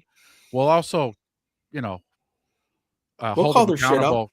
shit up. Yeah, we'll call them out when need be. But I mean, as of right now, all we've been seeing is just great progression and fuck all the national narratives and all that shit. We're gonna kick it to you straight up and down, what we see, how we see it, and your eyes aren't gonna lie to you. The national pundits, they will. So, but thank you, man. Appreciate it so much. But we're fans just like you guys, just spitting exactly what we see. Listen, we saw it from early on what Caleb was able to do. Is there things that he needs to work on? 100%. Accuracy being the number one thing. The second thing, obviously, man, FGB, baby. Always. Keep dropping those in the chat. Forever. The other thing that we were criticizing him out of is he couldn't hit a deep ball to save his life. That disappeared this year. Yeah. In the beginning of the season, it was still there, but we've seen it the last couple weeks. Colston, Luther, DJ, to name a few. That fadeaway throw that he had on the right hash, I don't even remember who caught it, where the thing seems to, he kind of throws like a curveball towards the middle of the field and it curves out to the sideline. Some of those throws are unbelievable. Yeah. And we see how special this kid can be, but there is pieces of the game that still needs to be cleaned up. And we've been saying it for a while. If he cleans up that short game, it takes the layups and that intermediate game and the accuracy there, the NFL has officially put on notice this guy is a top 3 quarterback. Yeah. Easily, right? Yeah. And will be entertaining us for many years to come. Yeah. I'm excited to be a Bears fan right now. If they can figure out the defense in the next couple of drafts, which we'll also cover in the recap show. We covered it in the first show on what type of control that the Bears have with these guys. The offense is set, ladies and gentlemen. Yeah. The The offense is set. offense is set. You I mean, can even we get rid of a piece like a DJ Moore and still be yeah. okay. Yeah. Or even like and I hate to say because he's having such a great year, but like you might want to bring somebody in to add to the running back room in case Swift maybe goes, Yeah.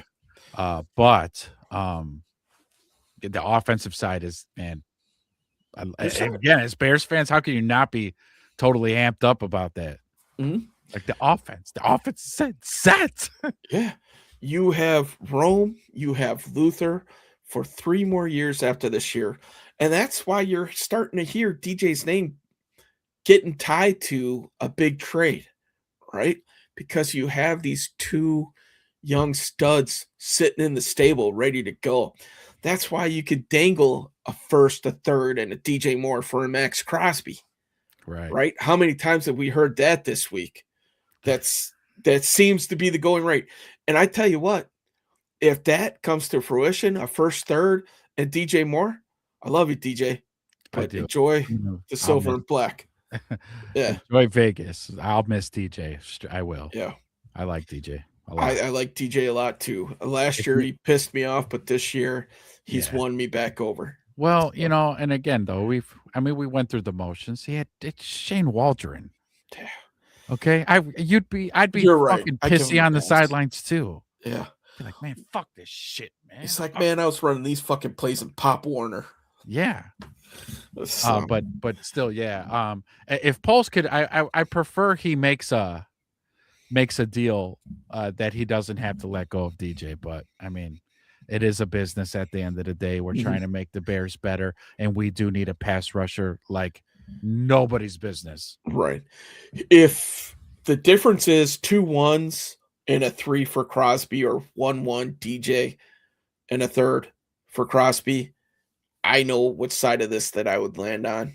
I love you, DJ, but enjoy the silver and black. You're going to want to get out of there anyway. Maybe we'll bring you back in 2 or 3 years.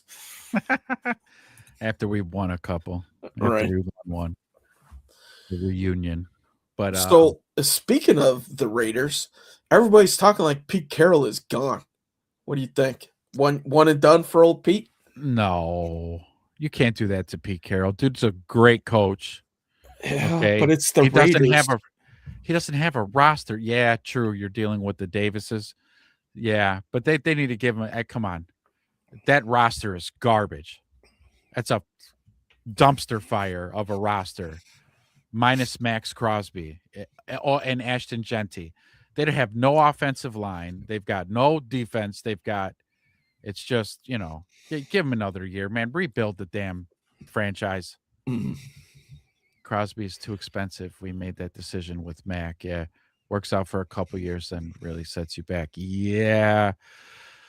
They really went all in with Mac, but here's the difference though, why the Mac trade didn't work. We didn't have a franchise quarterback. Yeah. We had Mitch. You can't bring in a guy like Mac and give all those assets for him and mortgage the future on the back of Mitch Trubisky and Matt Nagy. You can't do it. Caleb is absolutely a franchise quarterback. Light years better than Mitch or Justin combined. Mhm. And we have Ben Johnson too. We don't have Shane Waldron or Eberflus anymore. We don't have Matt Nagy. This is a totally different vibe going on now. Yeah. And I would entertain the thought of, but not too expensive. Because Right. Crosby would be pricey. Miles Garrett would be very pricey. Yeah. But the Crosby thing, I would entertain it because I think I think we'd make a deep playoff run, damn near win a Super Bowl with an elite edge rusher like that. Yeah. Because look at our linebackers. They're good. Our DBs, they're awesome. It's our front four makes this defense suffer. So when you bring in a multiplier like a Crosby, then maybe Montez go ahead and get a fire lit under his ass, and now he's going to rush like it means something because he got Max Crosby setting the tone on the other side. Mhm. I just it's intense. We'll talk about this more Yeah. in the off season. We'll get in some heated debates about this, but you can see I'm all getting all emotive over it. Like, Yeah. woo. If you can figure out a deal to where you only give up one number one, that's a no-brainer to me. It's when you start getting into the multiples, right? I'd rather spend one number one and get a known commodity in the NFL. Yeah, Max proven. Crosby has been a warrior. He's hardly hurt. I know they shut him down, but the way that this guy operates, he fucking showed the Raiders, didn't he? Yeah, Video of him on the trampoline, shooting threes, shooting in his baskets. dream in his gym. Yeah, Christopher Pete is gone. He's garbage. Okay, so Maybe. Luckily, that's not our. Luckily, Yeah, that's not a that's decision not our problem. our team has to make. Yeah, it's not. We're our set for a while, baby.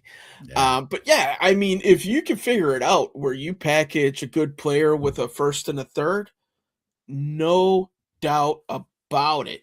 Do you do that? I mean, boom. How about a done. 1 and a 3 and Austin Booker? Because you got to fill the spot. I'm a huge Right. proponent. Like, this is my one bugaboo when it comes to teams, especially the Bears, letting go of a player. Like when we let go of Eddie Jackson, yeah, who you replacing him with? Because you got to fill that spot. The best thing we did in Seattle is let him go. Now look at us. Wow. Now he's the royal we for Seattle. No, well, hold on, because wasn't Pete Carroll the coach during the Legion of Boom and all that? Yeah, of course he was. Come on. And back when Russell was actually good. So Right, yeah. from your lips to God's ears, my man. Booker may get 12 sacks next year. I hope so. He is an ascending player. There's no Yeah. doubt.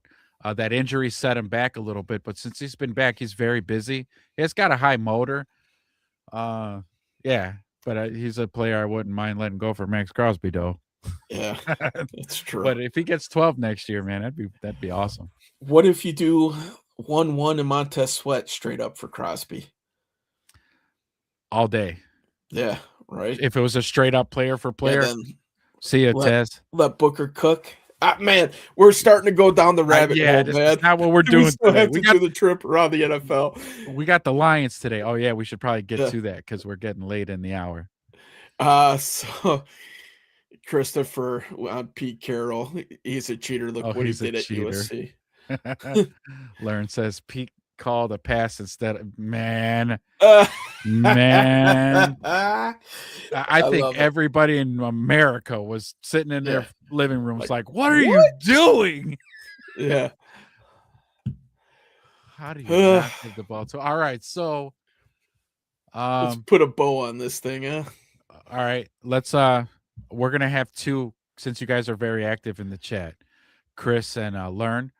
This is the part of the show where we do pick'ems. Okay, we're gonna do a trip around the league. Just tell us who you think's gonna win. Wedge is gonna write down everybody's responses, and then on Wednesday is our post-game show on Wednesday. Tune in and we'll tally up the results and see where everybody's stacked up on their picks. Are you down, Learn? You could do it if you want. Learn, you're a boy today. Christopher's already done it. So No, Chris doesn't get to go again. well, I mean, we could. So if Learn doesn't want to do it, but you want me to tally all four? God, okay, fine. We could do that. We'll let Christopher in, but Learn is in. Learn is in. Yeah, All right. Learn's in. All right. So Learn, you'll be on a truncated schedule because we already picked the Saturday games during the midweek here. So yeah, we're going rapid fire. So get your keyboard ready. Wait, we need a little. All right, here we go. Rapid. So just to recap real quick from Saturday, we both picked Carolina. We're both idiots. We should have believed in Tampa Bay one more week. Okay? You took the 49ers. I took Seattle, so I'm one up on you right now. All right, so let's get into the next game. Very big playoff implications in this one. 6-10 New Orleans rolls into 7-9 Atlanta. if Atlanta wins, Carolina is in for the division winner. If New Orleans wins, who Baker Mayfield hates with a passion, now has to be a New Orleans fan, Tampa Bay goes into the playoffs. Who do you have? New Orleans have been playing out of their minds this late quarter of the season. Atlanta also. They have been playing spoiler in that whole division. I know. New Orleans with the win. He wants Baker to cook. Learn is in with the birds, the dirty birds. You know what? I think I'm gonna go with Learn on this one, man. I think Atlanta's gonna beat New Orleans. Learn's even calling his shot, man. He says that Kirko Chains comes out and smokes him. Okay. I think it's gonna be more Bijan. Bijan's gonna light him up. Let's be honest here. Probably the last game we're gonna see Kirko Chains here. Though he does have that guaranteed contract, I would stand around and hold the clipboard for $20+ million a year if it was me as well. I don't know how that guaranteed stuff works, but if you can get it while sitting at home, get it while sitting at home, my man. Yeah, amen, brother. So you're taking Atlanta? Yep. Oof. Damn. Learns all into it, man. He's calling a shot. 24-13. 24-13. Damn. We don't have we save that until the Bears. Yeah, so, when we do the Bears prediction last, we give our scores. But the other games, but okay, 24-13. All right. So you're going birds. Learn's going birds. Yeah. Oh, God, you guys are putting me on the spot here. I'm going New Orleans. I think they keep it up, man. Yeah, they've been I playing. think they get Baker Mayfield in there, and they get embarrassed in the first round. Because Tampa Bay is a dumpster fire. Woo. Yeah.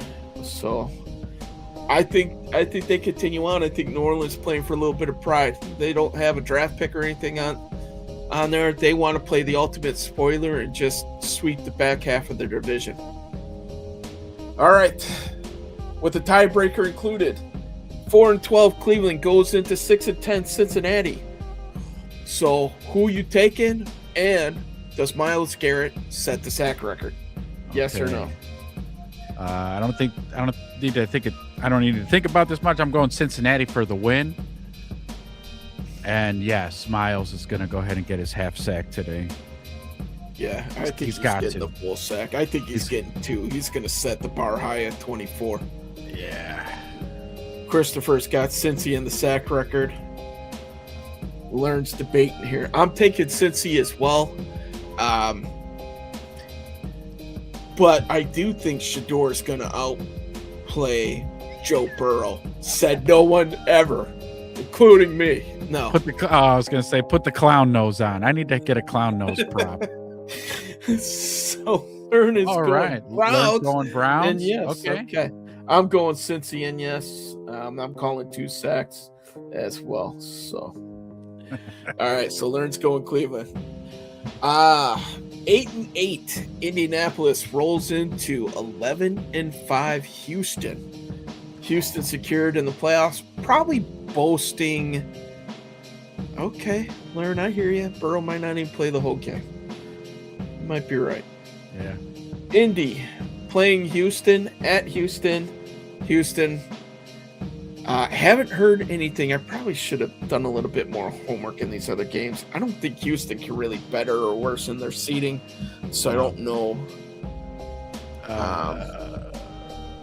Are they resting starters? Yeah, I don't think so, because I think because they're tied with Buffalo, but Houston's the division winner, so I think they're locked in. I haven't been paying attention to the AFC. And Indy's putting in a third stringer, right? The Rivers. I believe you're right. Old man Rivers has that boat has sailed, as they say. Yeah, give me Houston. Yeah, I'm taking Houston as well. Even with their backup, Houston wants some big games down the stretch with Stroud being out. So, and Indy, man, from possibly the best team in the AFC to just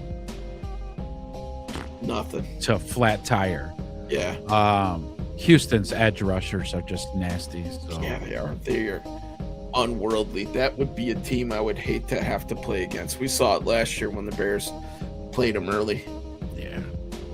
All right, 3-13 Tennessee rolls into 12-4 Jacksonville. Wow. I Yeah. believe Jacksonville still in contention for the number 1 seed over there. If they win with the Denver Broncos loss because they have the tiebreaker, they would both be 13-4. They play the early game, so Denver will know what's going down. Yeah, I'm gonna go Jacksonville. I'm gonna go Jacksonville as well. Belt to ass, Jacksonville. Cam Ward starts to debate if he wants to stay in the NFL. Right. Okay. So 9-6-1 Green Bay, resting all their starters, playing a third-string quarterback, going in and playing 8-8 Minnesota. Really, the only thing that's on the line for this game is who's going to finish last in the division. Is it going to be Detroit or is it going to be Minnesota? Again, Green Bay resting all their starters going in.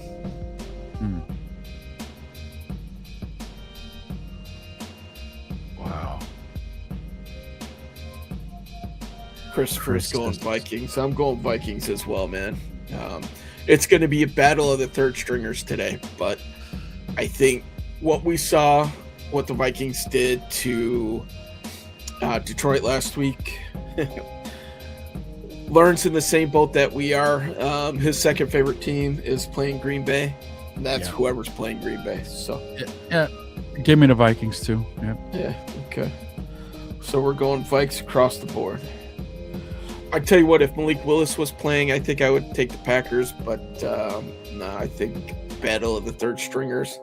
That third string quarterback for Green Bay looked absolutely horrendous. I didn't even know his name. So Christopher's former team, the Dallas Cowboys, rolling in at 7-8-1, going against the Giants 3-13. So this is a who cares game. Pretty much. Giants, their motivation here today is trying to get the number 1 pick.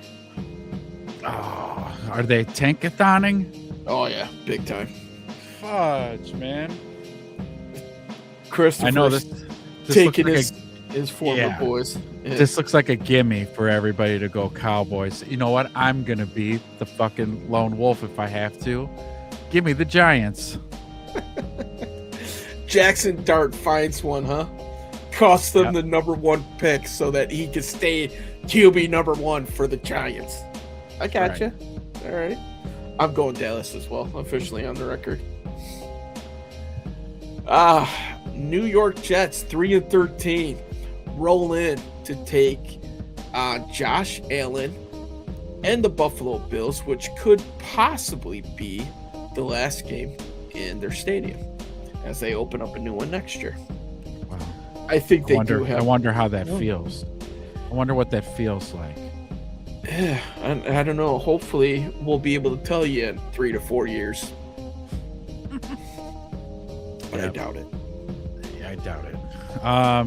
Give me the Bills too. I'll take the Bills. All right, it looks like we're all on the Bills here, Christopher. Yeah, Bills, there's no way on God's green earth you could even go with the Jets on this one. Yeah, there's no way. Last game in the stadium, sending out with a bang. Buffalo's going to be a wild card team, so they're going to be on the road for the first week. Outside chance they could get one more in their stadium, but they're going to have to make some things happen and hope for a little bit of luck, I think. So Bills across. All right. Takes us into our afternoon slate. A lot of playoff implications in these games, hence the reason why they're in the afternoon slate. 11-5 Los Angeles Chargers go into Denver and face a 13-3 squad, currently the number 1 seed in the AFC. I'm pretty sure they have the tiebreaker over New England. I'd have to double check that, but wow. Yeah. Gonna be a good game. It's a good one. Shit. Christopher is rolling with the Chargers. You didn't even get my breakdown, Christopher. Are you sure? Chargers' biggest weakness on this team, offensive line. The strength of Denver, defensive line. All right, Lawrence going with the upset. Goes with Chargers. And he's back in the hardballs. All right. That crazy coach.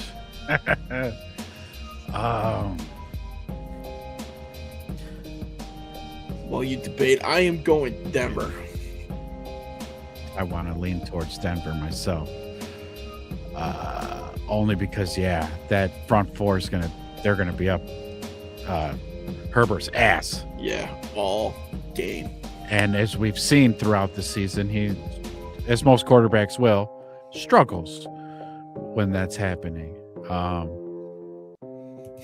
should get 2 wins. Learn this lobbying. Sorry, we don't have an upset clause in this.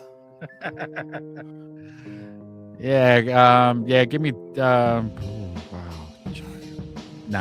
give me Denver on this one. That coach wills his team in magical fashion. Okay. I wouldn't mind. I don't. I sit back and think I wouldn't mind Harbaugh as a coach of the Bears, but you know what? All things happen for a reason, man. That's it. In Ben we trust, baby. Yeah, the Pope has spoken. Right, that's true. Another game with playoff implications, not the best of matchups. Arizona 3-13 rolls into Los Angeles and plays the Rams 11-5. If the Rams win, they are the number 5. San Francisco drops to the 6. If they lose, Rams are 6, Frisco is 5.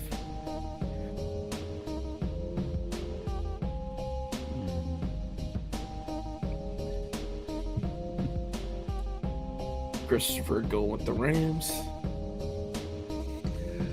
His Ben Hood. His royal Ben Hood. Damn. Are you really debating about this? Come on, man. Rams. Give me the Rams.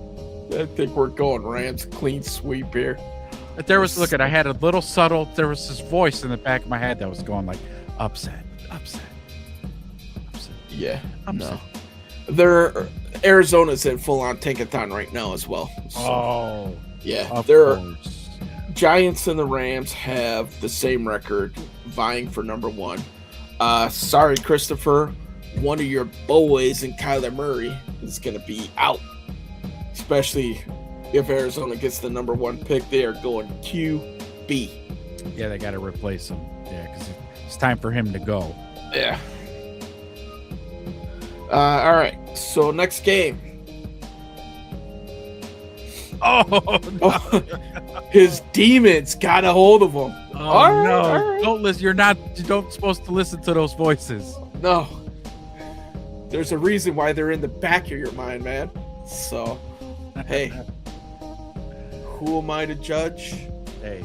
We'll go. So, all right. So, meaningless game in the late window. How weird is it to say that a Week 17 Chiefs game will not be a nationally televised game because it is meaningless? 6-10 Kansas City rolls into 2-14 Vegas Raiders. So the Raiders are sitting in the number 1 draft spot right now. But Kansas City's playing a 3rd-string quarterback. I can't even... he played last week. He actually looked halfway decent. I want to say it's like Ungale, but that's wrong. Because that's the dude who transferred all over the place from Clemson and all that. Vegas full-on tankathon right now. Have the number 1 pick locked up. Do they rest all their starters? I'm thinking they do. Yeah. This is going to be a preseason game. It's going to look like a bunch of 3rd stringers out there. Guys who want to make the team for next year. Give me a cheeseburger and Reed. Okay. Yeah. Give me Andy Reid on this one. Give me the Kansas City Andy Reids. I believe Vegas will do everything in their power. I put KV for mine. Jesus. KC as well. KB too. KV, then I have options. All right. 7-9. Miami rolls into 13-3 New England. Very important game for New England. Division game as well. Could this be Miami's head coach's last game? I guess would be the storyline there. I don't know. Miami versus New England. Very important game for New England. Yeah, New England. Belt to ass. Yeah, I'm going New England as well. Though Miami's one of those teams, man, that it's a cold weather game, so take that back. Miami Tua's not playing either. Christopher's going New England on this guy.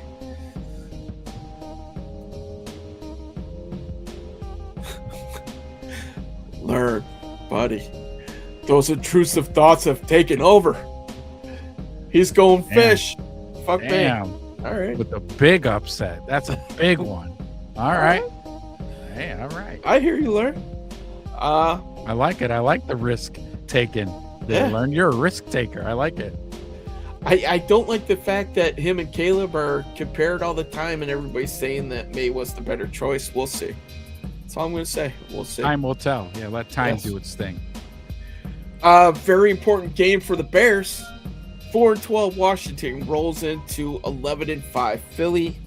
Can they do a Bears a solid no matter what happens and knock Philly off? We'll see. Ezra says no.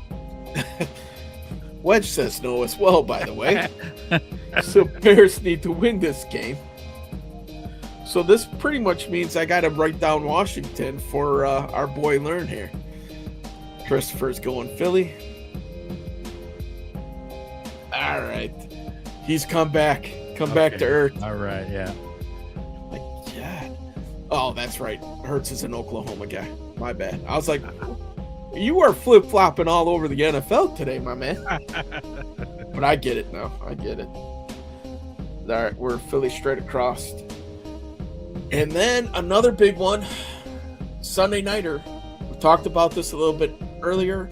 8-8 Baltimore rolls into 9-7 Pittsburgh for all the marbles in the AFC North. This is a big one. This could be a great one. Learn. I like where your head's at, man. You've come back to reality here, buddy. We ain't losing today, so it don't matter. True. You just never know what Baltimore team you're going to get. Same thing with Pittsburgh. Look at DK Metcalf still suspended. Is TJ Watt back for this game? Don't know. Look at that. For me, making this decision is TJ Watt being on the field. That doesn't give the ball to Derrick Henry. Yeah. Give over and over and over again, and you'll win. Then you let Lamar do his little sprinkle in a little Lamar, but give the ball to Derrick Henry, and you're going to win. Give me Baltimore. Baltimore learns with you. F. Rogers, give me the coach's big brother. Yep. Christopher, as we're wrapping up, what do you think of Kyle Whittingham getting hired by Michigan? You like it? I love it. So Learn's going Baltimore. This is going Baltimore. Oof. I don't trust this Pittsburgh team. Christopher's with me, loves it. Former Utah coach, made that program from nothing to a powerhouse. Former NFL player, played with the Rams. Former offensive lineman, by the way. I like those type of coaches. They got grit. As much as I want to go against you guys, I don't trust Pittsburgh at all. Christopher saying Watt is back, which helps them. But Derrick Henry too much, man. I will also go Baltimore.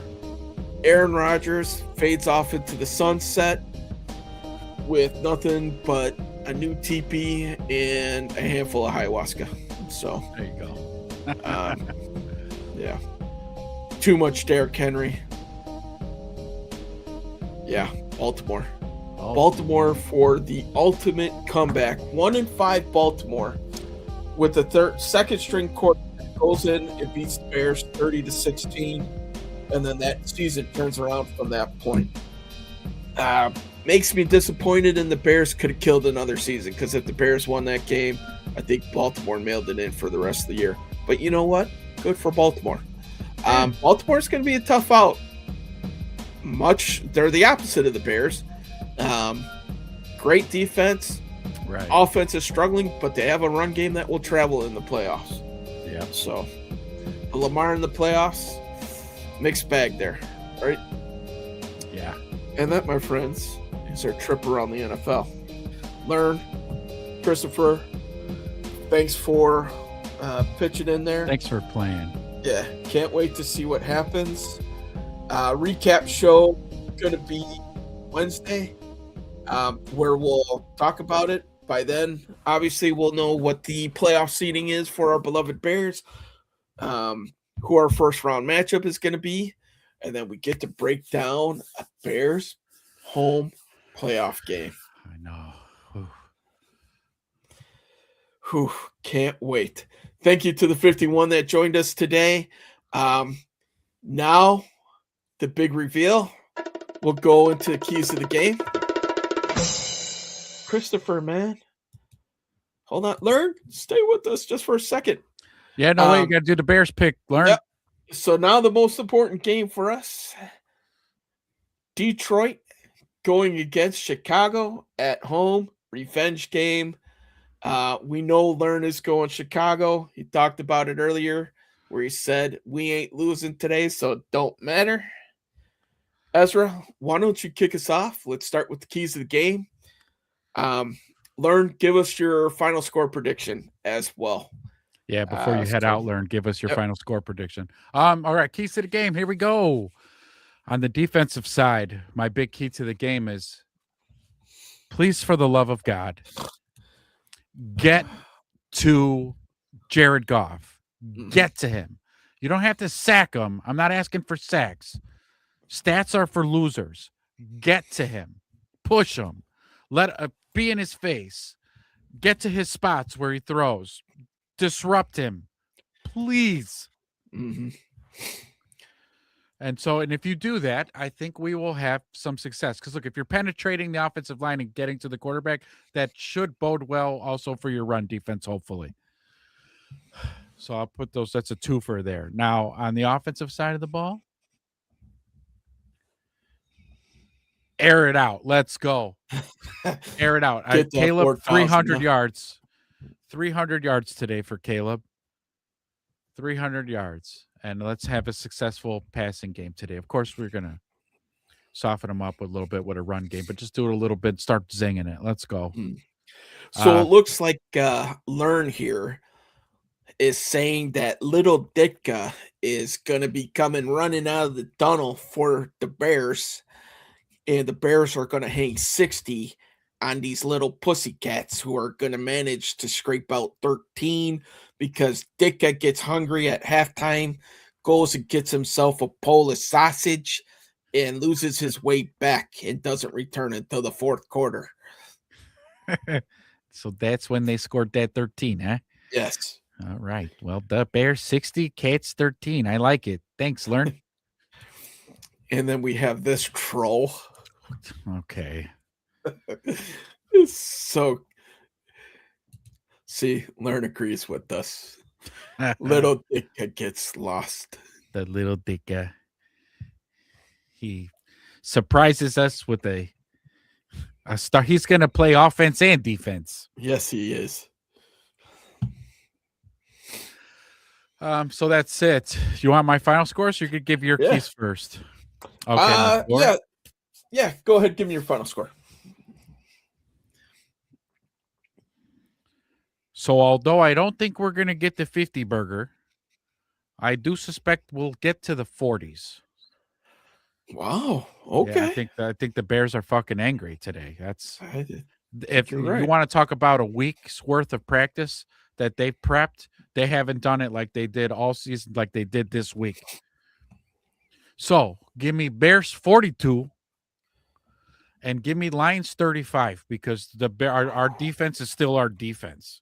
So Yeah. that's where we're at. That's what this game could look like. So this is looking a lot like San Francisco for you, huh? Just Yeah. a role reversal. Yeah. Okay. So my keys to the game.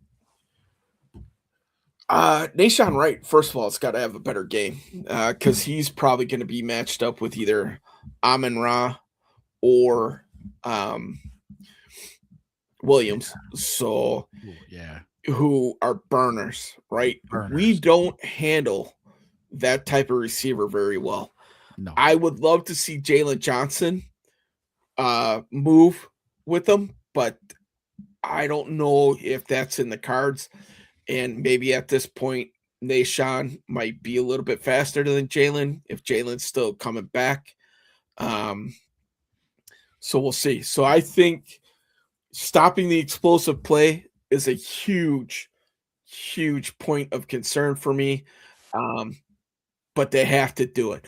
And the best way to do it, to piggyback off of your point, we need to see the front four get pressure. Okay. If they don't, it's going to be a long game, right? Agreed, brother. JJ's a stud, but he's been getting smoked this season. 100%. We saw what Christian Watson did to him. Yeah. And in previous years, he shut down people like that. So that's my concern as well. Because our safeties, honestly, are not going to be able to keep up either. We know Brisker's not. I'm pretty soon, Christopher, I'm just going to stop posting this shit pretty soon. I know what you're doing, but he's Amon Ra. Watch him not even play. We'll see. But anyway, on offense, I do think they need to come out and establish the run, use the run to set up the pass. I do think Ben Johnson wants that 4,000 yards bad. Yeah. So I wouldn't be surprised if we see a couple chunk plays or home run plays early to try to jumpstart that for the Bears. But with that being said, I do also think there are going to be a bunch of points scored in this game. The over under for points is 50.5. I would take the over in this game. Yeah. I don't know if we're going to quite make it to the 40s, but I am taking the Bears, and I'm going to say 35-31. I do think it's going to be a little bit closer. Yeah. But we shall see. Number 2 seed in the balance. If you win the wild card game, you're guaranteed another home game. I like where Learn's at right now, man. Learn's got a bold prediction here. I like it too. Unexpected hero, Cole Kmet, 2 TDs and 100 yards. Yeah. We're all about bold predictions in this show. Just go back and watch our short about the first play of the game for San Francisco. We love it. Okay. We called the pick 6. A couple other things we nailed on here too. So, yep. So let's go. Let's wrap it up, man. Caleb hitting 4,000 for you. You're saying yes, right? I'm saying yeah. Yeah. I think he falls just short. He's going to be like 3,900. 900. Yeah. He's going to get the single season passing record for the Bears. But I think the run game is just going to be so potent that they're going to miss out on opportunities to throw the ball. So Christopher's saying no 4K. He's kind of in my camp here, reading between the lines here because, you know, they're not going to have the ball enough, according to him, because St. Brown's going for 200 yards and 3 touchdowns. I don't know about that, but I mean, if that's the case, if that's an actual stat that happens, the Bears would have the ball a lot. Yeah. So we shall see. Unfortunately, we have to wait until 3:25 Oh, fuck, for I the can't wait. kickoff. What's the early afternoon slate again? What's the game to watch? The game to watch in the early afternoon slate is God, none of them. Nothing. Cleveland, Put something on the Cincinnati. grill. Yeah. Put something on the grill. Speaking of that, what are you doing for the game today? I don't know yet, actually. You don't know I don't. what I type don't. of food? I don't have a game plan with the food. I Oh, did make okay. stuffed shells for dinner last night. Maybe I'll just eat my leftover stuffed All right. shells. I don't know. got leftover brisket defrosted. I'm doing brisket burnt ends today. Oh yes, Yeah, yeah, baby. love it. 3:30 Damn. passing. Bears run for 200. They dunk on those kitties. Dunk on them. Damn. They Okay. they abuse the cats, huh? Okay. I dig it. I dig it. Yeah. I'd love I- to see it. I I'd I love don't to know see if it. Learn understands what his profile picture is, buddy, but you might want to change that to a little cub looking in the mirror at a bear. So I did at first. I was like, when Learn first came in, and I look at it, I was like, is this a Lions fan? We got a Lions fan in here. But he's been all about the No. Bears, so Yeah. he proved himself. Do a little AI, have the baby bear looking in the mirror for a bear. We'll give you the pass this week, my friend, but you have some homework for Wednesday's show. You have some homework. Chat GPT will generate a Yeah. nice picture for you. All right, guys. With that being said, the Bears taking the number 2. A little bacon wrapped jalapenos. I do those from time to time. I won't lie. I do cheat sometimes because our local grocery store has those. So I just throw a little bit of barbecue rub on them and throw them on as well. But Now you're making me hungry. So see, soon as we get off the show, and I know I've got time before the Bears game, I'm probably going to run to the grocery store and pick some. Yeah. So not a bad idea. I have time too. I got to shovel the front walk though. We got just enough snow to make me have to run the shovel, but not enough to run the snowblower. So it's not 12 yet. We have time to talk food. I'm assuming it's talk, not take. But you ain't taking any of my brisket burnt ends, my friend. So I wish I was close enough to you. yeah, Not- I got not 3 good. chunks. Yeah, two of the points. So the fatty part, I got 1 flat piece, which has a couple slices in it, which might not make it into the old burnt end tin. That might end up on a sandwich. We'll see. Fuck. So Delicious, bro. Delicious. can't wait. You got the lad coming over for Sunday dinner. Nice. Yeah. So that's right, baby. Always cooking the meats. He's got Wedges. the meats. We have the meats.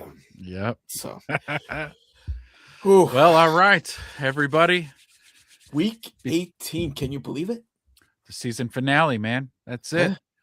And we're in the dance. And we're already in the dance. So I'm glad we're going into the game with that. Now it's just revenge.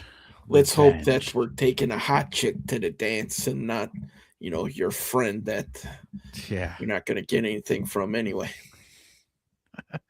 been there. Okay, all right.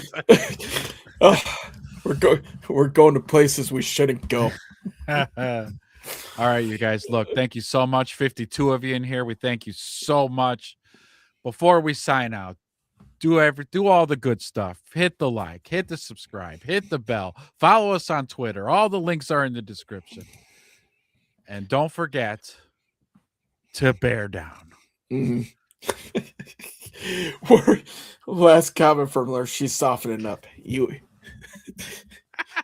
100%. Again, like, subscribe, ring the bell. Midweek shows drop on Wednesday. Probably going Wednesday at 8:00 to recap this week. 52. Mac, good side for the D today. So come see us on Wednesday. Learn. We hope to see you back. We'll go over how the trip around the NFL went, who did what. There's enough discrepancy in there, so we should see a little bit of movement one way or another. Thank you guys for all the comments today. Truly made it an enjoyable show. I can't believe 2 minutes and 15 cents, 15 minutes ripped off. Till then, bear down. Peace, y'all. Dance again? I got comments on my dancing. Everything Bear Show, yo.